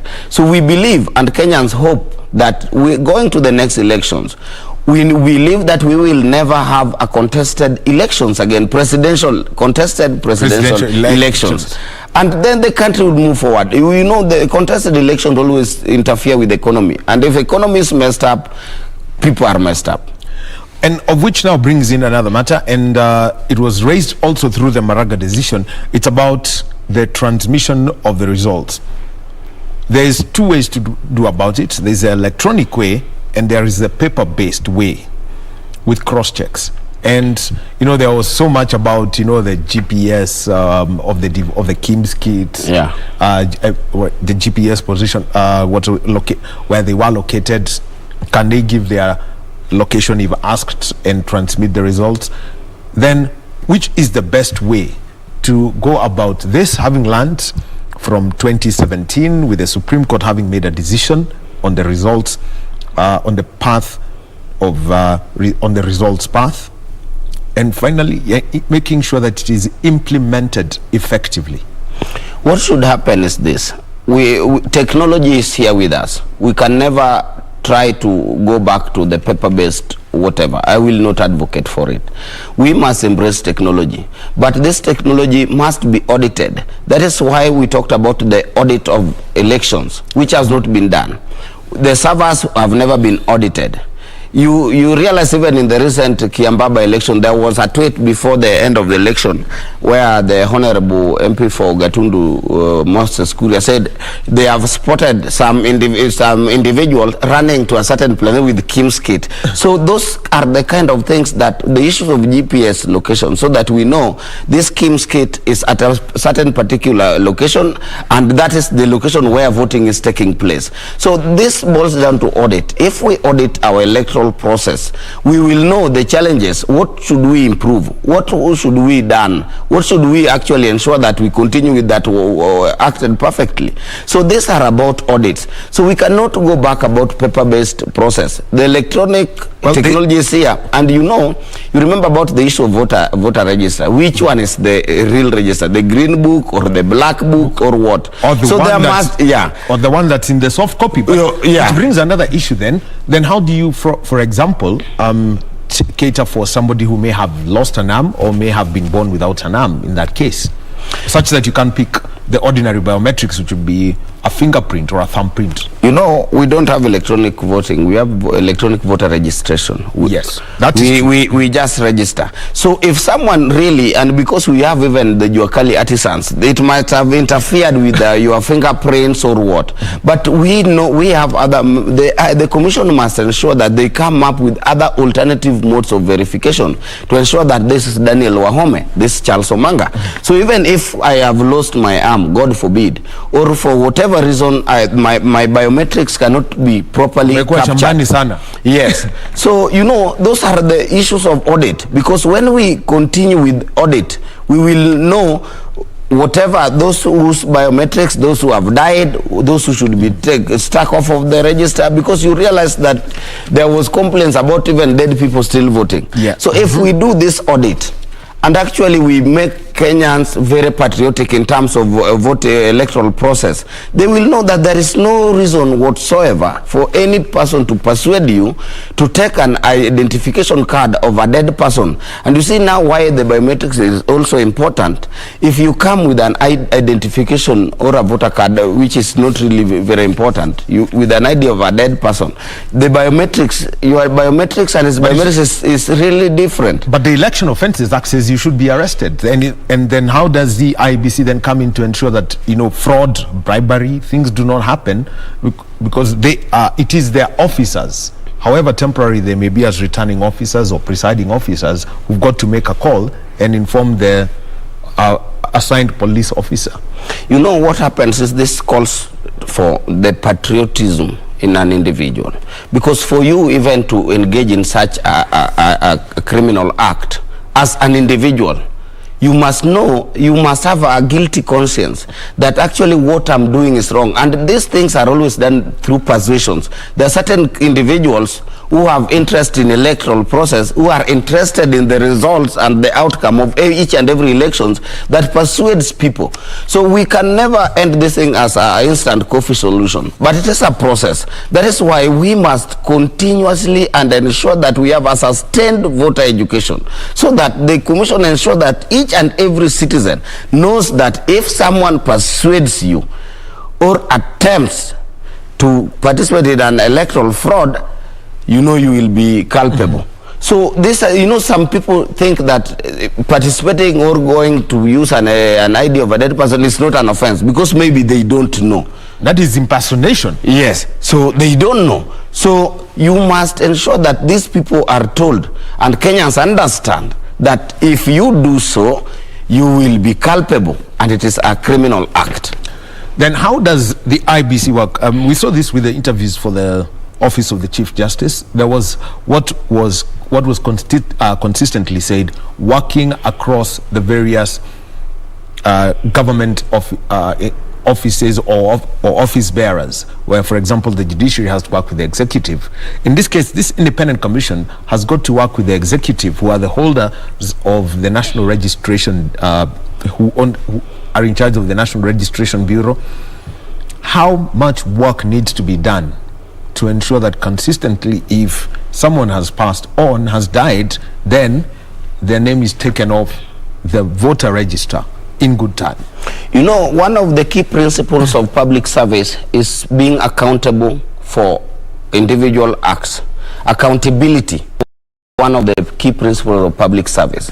So if you are an officer that have been given, and you know, authority is a public trust that is being exercised on behalf of Kenyans. So if you know that this is what you should do, you must know that you will be accountable for whatever you do, either act or omission. So the issue of being accountability is key.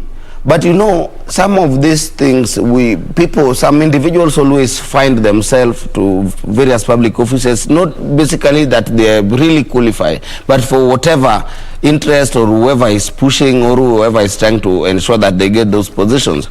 But we know we are, as a society, we are making steps going forward. We know we will reach a certain point where each and every office will be occupied by people who are qualified for those positions, not people who have been put to serve certain particular interests. And Advocate Charles Omanga with us in conversation and looking at the task ahead for the commissioners. 36 of them, only 4 will get the job, and they have been interviewed for the past 1.5 weeks. We know the interviews are coming to a close this week. We're in day 9. Tomorrow has been declared a public holiday, which means that there's not going to be interviews. They'll have to run until Friday. And Wakili, let me come into something else that came up from things we've observed over the by-elections that were here. And IEBC chairman Wafula Chebukati had to remind the public and everyone else working about the sanctity of a polling station. It means that there are people who normally would move around, but this time around they're told do not be there. You could be a super agent, you could be an administrator in government, or you could just be a person, a voter. The moment you cast your ballot, if you're not an agent or a contesting candidate, then you've got to leave immediately, and the radius is 400 meters or required. How do we then implement that? I think we must also give heko to the Wafula Chebukati and team for what happened in Kiambaba election. You saw it was witnessed. He was even telling the administrators, the chiefs, that please, you have got no role here. Kindly leave. And even the police ensured that they are not really inside where they are not really required to be. And the public also, we must also congratulate people of Kiamba and Muguga. They kept off. This time we did not witness what was witnessed in Juja by-election. So the commission is really endeavoring to ensure that actually they implement those kind of proposals and whatever the law requires. So what happened in Kiamba, there was no chaos, there was no police interference. The administrators, the chairman himself was there and actually reminded the public. And actually there is always a saying that goes that even if you hate someone, at least say the truth about them. So actually what the chairman Wafula Chebukati did in the Kiambaba election, Kenyans should say thank you, because he ensured that. And actually, you see, when people follow the law, everything runs smoothly. There was no violence, there was no pushovers, there was no complaints. The police didn't have difficult time. They were there and ensured that everything went smoothly as planned. Now, the other thing that I'd like to bring in is a relationship with political parties, because at times the political parties push their nominations so close to the 3 months required before a general elections takes place that it two things happen. The IEBC has a difficult time verifying the information from the nomination process, and number two, the decision to admit an independent candidate. How should this commission work around the electoral calendar? What they should do, because the law is very clear about what the times for nominations, what we should ensure is, let us not take these laws as mere pieces of legislation. We must actually ensure that we implement them.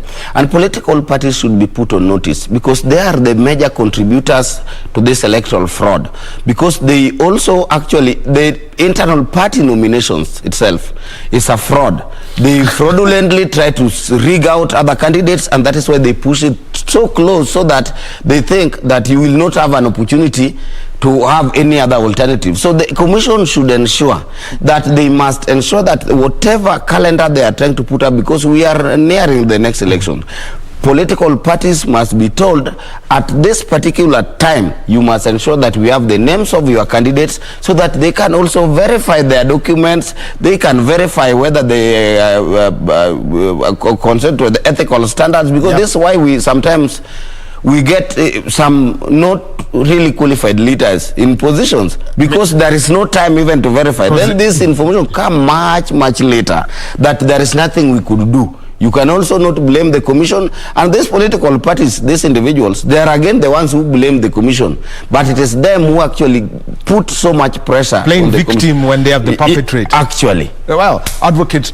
Charles Omanga, telling us about the task ahead for the 4 persons who are going to be selected out from 36 by the panel that is the selection panel that is chaired by Dr. Elizabeth Muli. We take a short break and we come back and close this conversation before we go back to KCC, where the selection panel will be interviewing Advocate Murshid Abdallah Mohammed.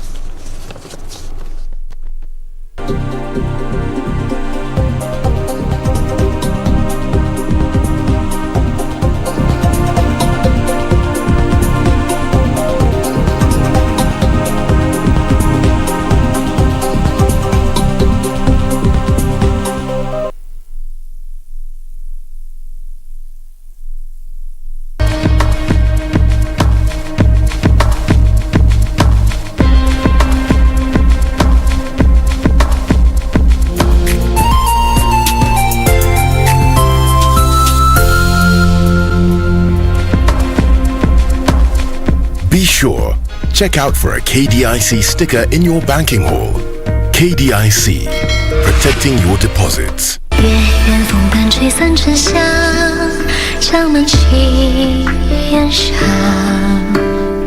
Did your men sneak something in? My men are completely trustworthy. They would never betray me. Yudza must be kept in a secret place and under tight security after all this. But right now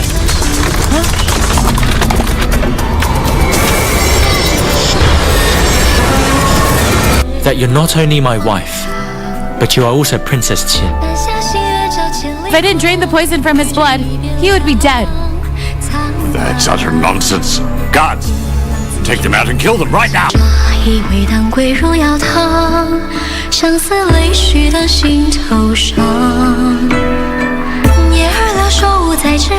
Quiero amarte de una forma diferente. De otro modo. Now I know why she always hid herself and never approached Yvonne. She told me she was afraid he might confront her for abandonment. I can't accept this proposal. It's nothing compared to what I deserve. Mr. Montesinos believes that he's giving you a fair and generous offer. I could just blurt out to the cops. If I don't pay for his bail, he would spill the beans. My love! Where are you, my love? Wait, that's Mariana. Who let you in here? De una forma diferente, de otro modo, nunca igual al de otra gente. It's your romance, your drama, and intrigue. But this was your plan all along, eh? I want you out of my house.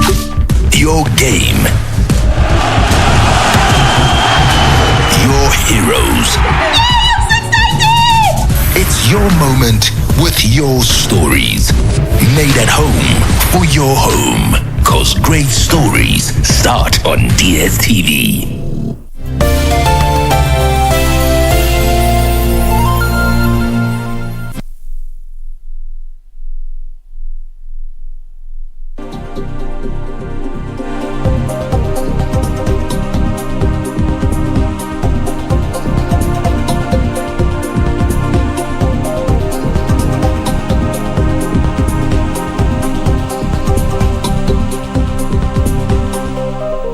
Well, welcome back to News Check on this Monday morning. It's the 19th day of July 2021. It is day number 9 of the interviews for the candidates of for the position of IEBC Commissioner. And this morning we had Professor Michael Napoo Ilukwol Lokuruka from Turkana County. He is a former member of the Public Service Commission, Director of Research, Innovation and Extension at the Karatina University, and he's been an advisor to the former Ministry of Northern Kenya and also the county government, and also a Center for Minority Rights and Development. Also coming up after this is going to be Advocate Murshid Abdallah. He's from Mombasa County.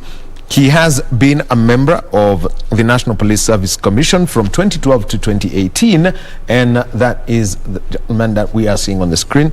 And he was also a member of the Interim Independent Boundaries Review Commission from 2008 to 2009. Advocate Charles Omanga, as a closing word before we move over to KICC, who are the people that these commissioners really need to take care of, given the current electoral setup, looking at election offences, ensuring campaigns are done within funds, and also that, especially when it comes to the declaration of results? First of all, those who should be taken care of are the voters, not even the contestants, the voter, first of all, and the special interest groups, the disabled, the whatever, the special and the minority groups. Those are the people that should be taken care of. And more importantly, the constituency returning officer, because you remember that decision, the Maina Kia's case, give a task not now on the commission but these individuals, the presiding officers and the constituency returning officers. These are the most important people that the commission should really ensure that those whom they are taking to be constituency returning officers, because there the declaration of the presidential results, what they declare there is final. They also have got to declare the national member of the National Assembly, the MCA, member of County Assembly. So they are dealing with about 2,400 elected people. You see, now these are the people who should be protected. Because now, you know, previously, like the Kivuitu Commission, the Electoral Commission, ECK, really was the overall. But now you see, now with the current dispensation, we have now these individuals being very important people. In that kind of the dispensation, those people were not really matter. But the commission itself, the chairman is the one to say whatever, and that is final. So those whom the commission must ensure that is protected, one is those returning the voter first of all. And then secondly, the constituency returning officers and these presiding officers, because these are individuals that are very much exposed, because they are the commission is here at Bomas or whichever place that they would be. But those who are there on the ground, they are the people who bear the brunt and the burden, because you know there is a lot of pressure on these individuals. That is why the commission must ensure that the Kenya, we don't lack people with integrity and people who can be very patriotic. They must ensure, the commission must ensure that Kenyans are given people who are independent, who are patriotic, people with integrity, people who are trusted, that will ensure that to guarantee and deliver an uncontested election.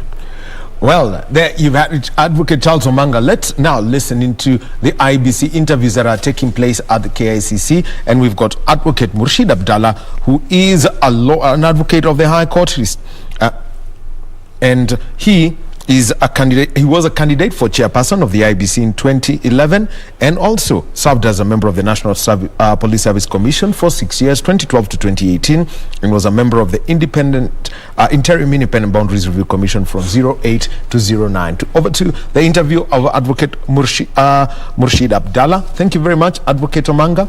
And remember, from the advocate Abdullah Mohammed's interview, we shall be joined by Ben Chumba on our new news product, Kurunzi Mashinani. Ben Chumba will be hosting us from noon. Have a good day. Our sign language interpreter is Lensa Odingo.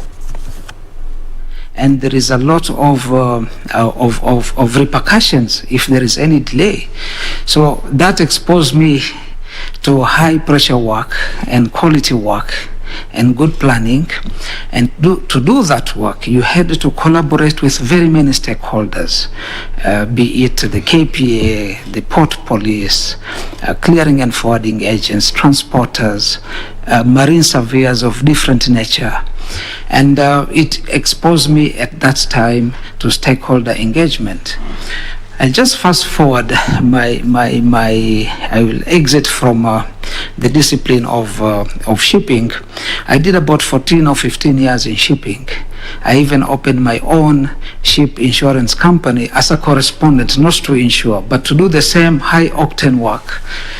Because our company got sold to Maersk Lines, and I was not, they didn't have any claims correspondence out there. And I didn't want to join mainstream shipping because the work I was doing was more interesting. You don't know what will happen today in that kind of work scenario. You have to manage things on your feet. After that, I went into practice. I practiced a little bit, but I was also doing my correspondence work. And then started the journey of 2007-2008 post-election violence, and the coming in of the international mediation, and they formed several institutions as part of the Agenda 4. And I applied for one of the Agenda 4 commissions then. That was the Interim Independent Boundaries Review Commission. And we were tasked with the work of delimiting constituencies. And before the Constitution was passed, we had a slightly different criteria of what we had to do. And we were not given, for example, the number of constituencies. The parameters were given, but they had a slight differentiation before and after the promulgation of the Constitution. So we started working. We collected the necessary information from the public.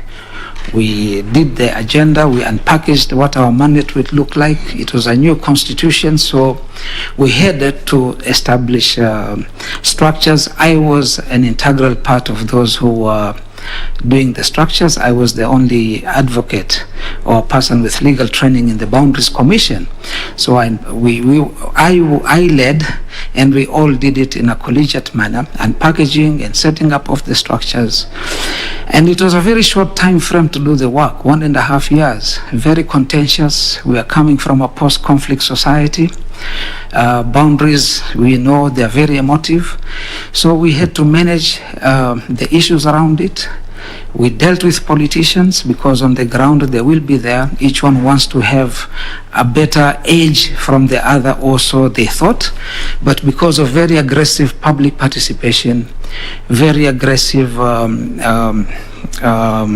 civic education, we were able to undertake our mandate. It had its ups and downs, yes. We finished our work right at the nick of the moment, and in between, going back, we transversed from the older constitution to the new constitution, so we had to redo quite a bit of work. For example, we couldn't do the wards anymore because that was not part of our initial mandate, and we had already done the civic and people participation on the ground. We couldn't do it again, so we proceeded with the delimitation of the constituencies. We were, with the new constitution coming in, we were to gazette our findings. We prepared, gazetted the findings, but then the findings were not gazetted. There were court cases, at the eve of our mandate lapsing, which stopped us from proceeding anymore with it. And but we submitted our findings to Parliament, which was part of the requirement. After that, we exited, and our work as the Boundaries Commission was to do the boundary delimitation and to increase the additional constituencies, which were now from 210 to 290, along those parameters that were required. So we worked, we did that, we delimited, we gave the names to the boundaries, we gave the descriptions, but we had an issue around when we submitted the findings for publication, and the court cases came in between. The matter was then taken over by the new commission, which exited from the independent interim election commission. The new constitution now merged the two, as it were, but it was a brand new constitution with people who want to come in. They had to do fresh applications. So what we did was we exited, and it was taken up by the current body, IEBC, and our work was validated. Because Parliament then gave instructions, and it's in the IEBC Act for the first delimitation, that they use what we have done as the source document, and they invited all comments about what was wrong with the delimitation from stakeholders. They made a report to the IEBC, and the IEBC was able to make adjustments. They were minimal in nature. And the report was returned to Parliament, and Parliament eventually gave recommendations, and IEBC gazetted those findings. So in terms of what I will bring to the Commission, in terms of what I want to apply, is this cumulative experience I've had in terms of developing systems and packaging the law, civic education, stakeholder participation, governance structures, and executing our mandate to the best of our ability, and working under extreme pressure. In terms of electoral experiences, the experience which I generated largely in the Boundaries Commission, which is part of the Electoral Commission's job. So these are the experiences that I've had, and what I bring on the table is proven work ethic and integrity, madam. Thank you. Thank you so much, Murshid. Are you a registered voter? Yes, madam, I am. Okay, where did you vote in the last general election? I have always voted in Mombasa County, Mvita constituency, and my polling station is where we have the old law courts. Sometimes it is used as an appellate court. Okay. Thank you so much, Murshid. I will now request Mr. Morris Kimuli to ask you a few questions. Yes. Thank you very much, Madam Chair. Murshid. Yes, please. You are a lawyer. Yes. Is that the expertise that you bring to the Commission if successful?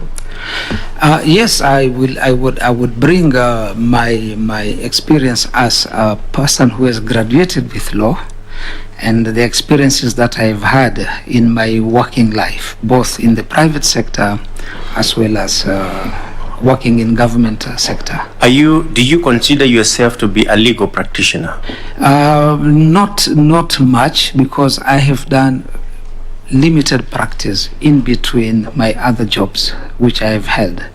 But I am grounded in the law. I've studied the law. I have a knack of issues around governance, merged with political science, of course. Looking at your CV, sir. Yes. I can see that you have indicated that from 2018 to date, yes, you have been working with Murshid A. Advocate. Yes. Is that so? Murshid Abdallah Advocate is my name, and that is what I have previously practiced. I had shut my practice when I came in for the Boundaries Commission because we were not allowed to practice. Are you practicing law now? I am not practicing law now, but what I do is I do consultancy work around the law. I put together governance issues if I'm given a job of that nature, and in my practice I have largely done conveyancing and commercial matters. So I cannot say that I'm a person, for example, who's had prolific practice in the High Court or in any other court. The Constitution states categorically the aspects of experience for those who seek the position of commissioner. Do you know the areas of experience? Yes. Which are they? One of them is governance. Yes. Another one is law. Yes. Yes, and any other field. Which others? Like I think in finance. Yes.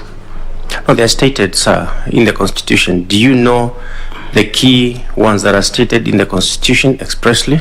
One of them is law, the other one is matters of finance, the other one is experience and matters of governance. Only those? I can remember those. Only those? I can remember those. When you were applying for this job, you didn't take some time and with some legal background to just look at the portions of the Constitution that deal with qualifications for the job you're applying for?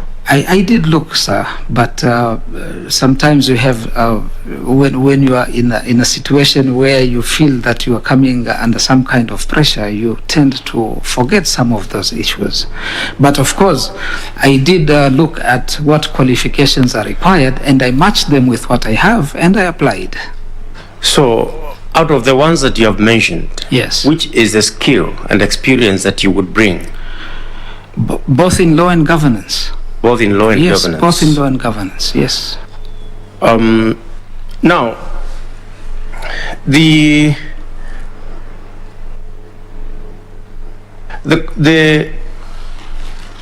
as well as public administration, sir. As well as public administration.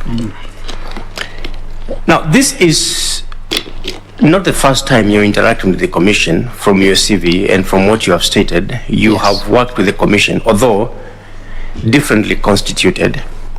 But you also have worked with the National Police Service Commission. Yes, indeed, I have. From 2012 to 2018. Correct. And from 2018, apart from just being in your law firm, you've not done anything else major? No, what I have done from 2018, you see, I must beg your pardon, I didn't give my specific experiences in the National Police Service Commission because the time... no, that's okay. I understand. So what I'm saying, after I did my National Police Service Commission and we completed our job in 2018, in that commission, we worked on the basis that we will do 12 years work in 6 years, and I had to take time off in order now to spend more time with my family and more time with my own personal issues. And I did a lot of pro bono work in terms of consultancy. I was also instrumental in invigorating and putting back a consortium known as SEDMAC, that is Consortium for the Development of Marginalized Communities. So that was when? After I finished my National Police Service Commission. That is after 2018? After 2018, yes. After 2018? Yes. So I did that. Now, what I'm interested in is you have disclosed the things that you have done. Yes. I just want us to look at what you've attempted to do, because I believe that you come to this commission because you believe that you have something to offer. Yes. And if something else crops up tomorrow, you will not leave and believe that you have something better to offer to somebody else other than the commission. I believe that you want to stay. Definitely. If you are successful. Definitely. Now, after you served in the interim commission, 2009-2010, you applied for the same job when it was advertised. Yes, I did apply for the same job when it was when it became now the interim, the Independent Electoral and Boundaries Commission. And I do recall, I applied to be a commissioner in that commission initially. I was not shortlisted as a commissioner. Despite what you had done? Yes. I was not shortlisted. Then you applied to be chair? Then after a while, because the first round of the adverts for the chair did not return a good number of candidates, I applied for the chair of that commission, and I was shortlisted for the chair of the commission.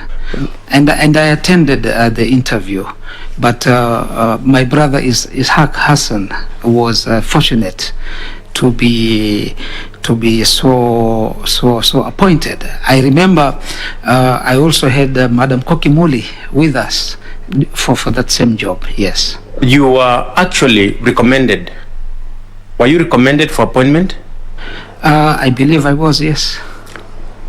Now, in 2016, yes, did you also apply again to join the commission? 2016. Yes. I applied. You applied? Yes, I did. I did apply.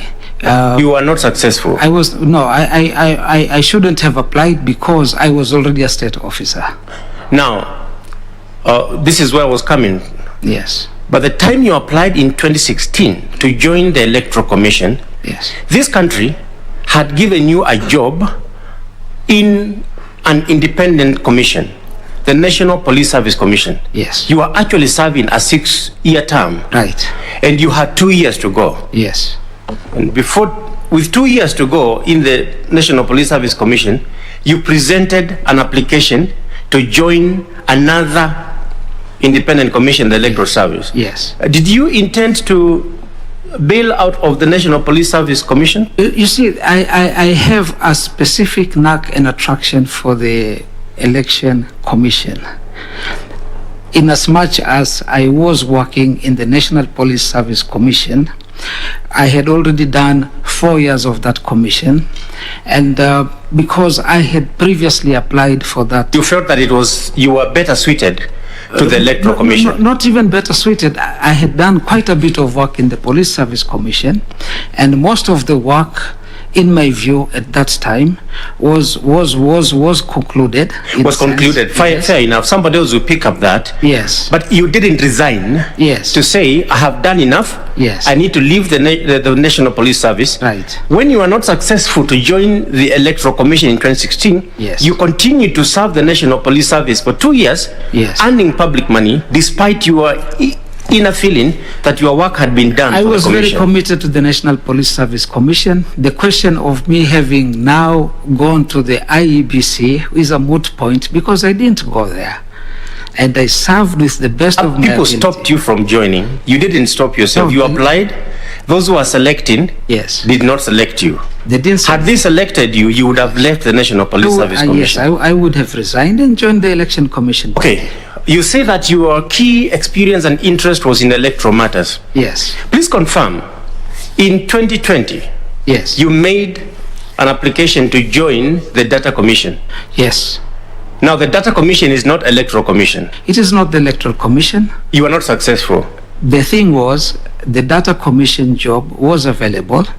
The Data Commission job is also a key commission. The Electoral Commission job was not advertised, but if the two were advertised together, I would have applied for the national, the IEBC. Now, just confirm, sir, yes, that around the same time, you also applied to join another independent commission. Correct. That is the National Lands Commission? Yes, I did. And you applied because a job was available with the National Lands Commission? That is true.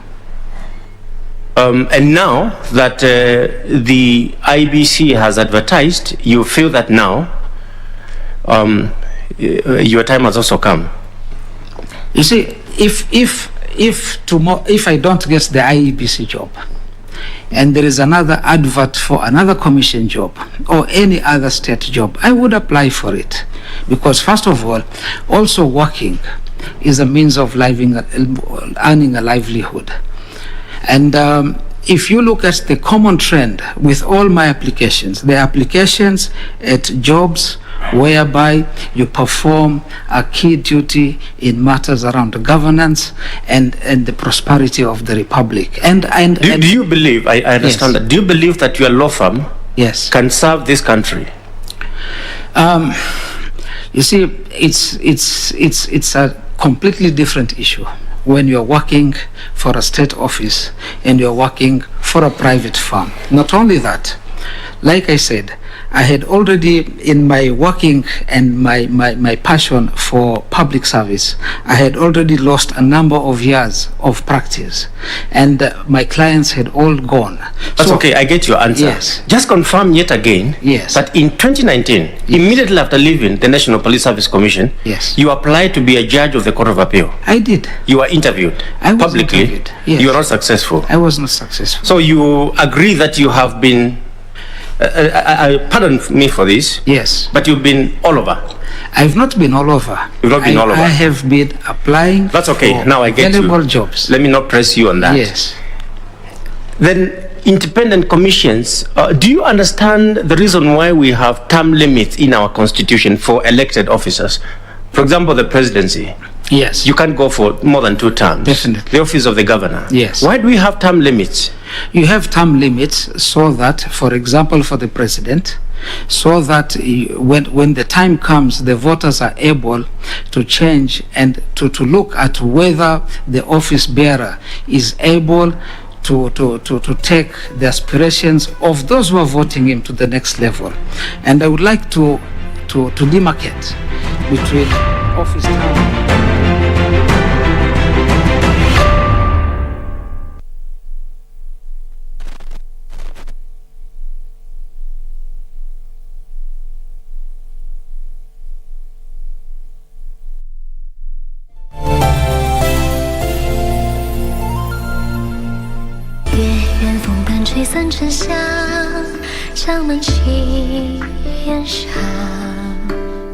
Did your men sneak something in? My men are completely trustworthy. They would never betray me. Yudza must be kept in a secret place and under tight security after all this. But right now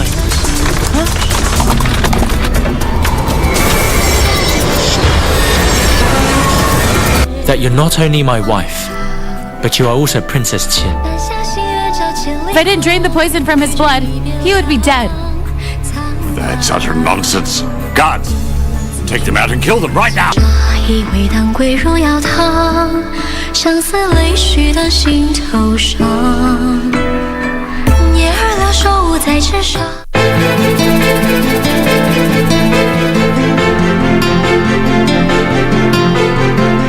Safari, kama hauna usingizi, jiokote uende kwa utembele mbele.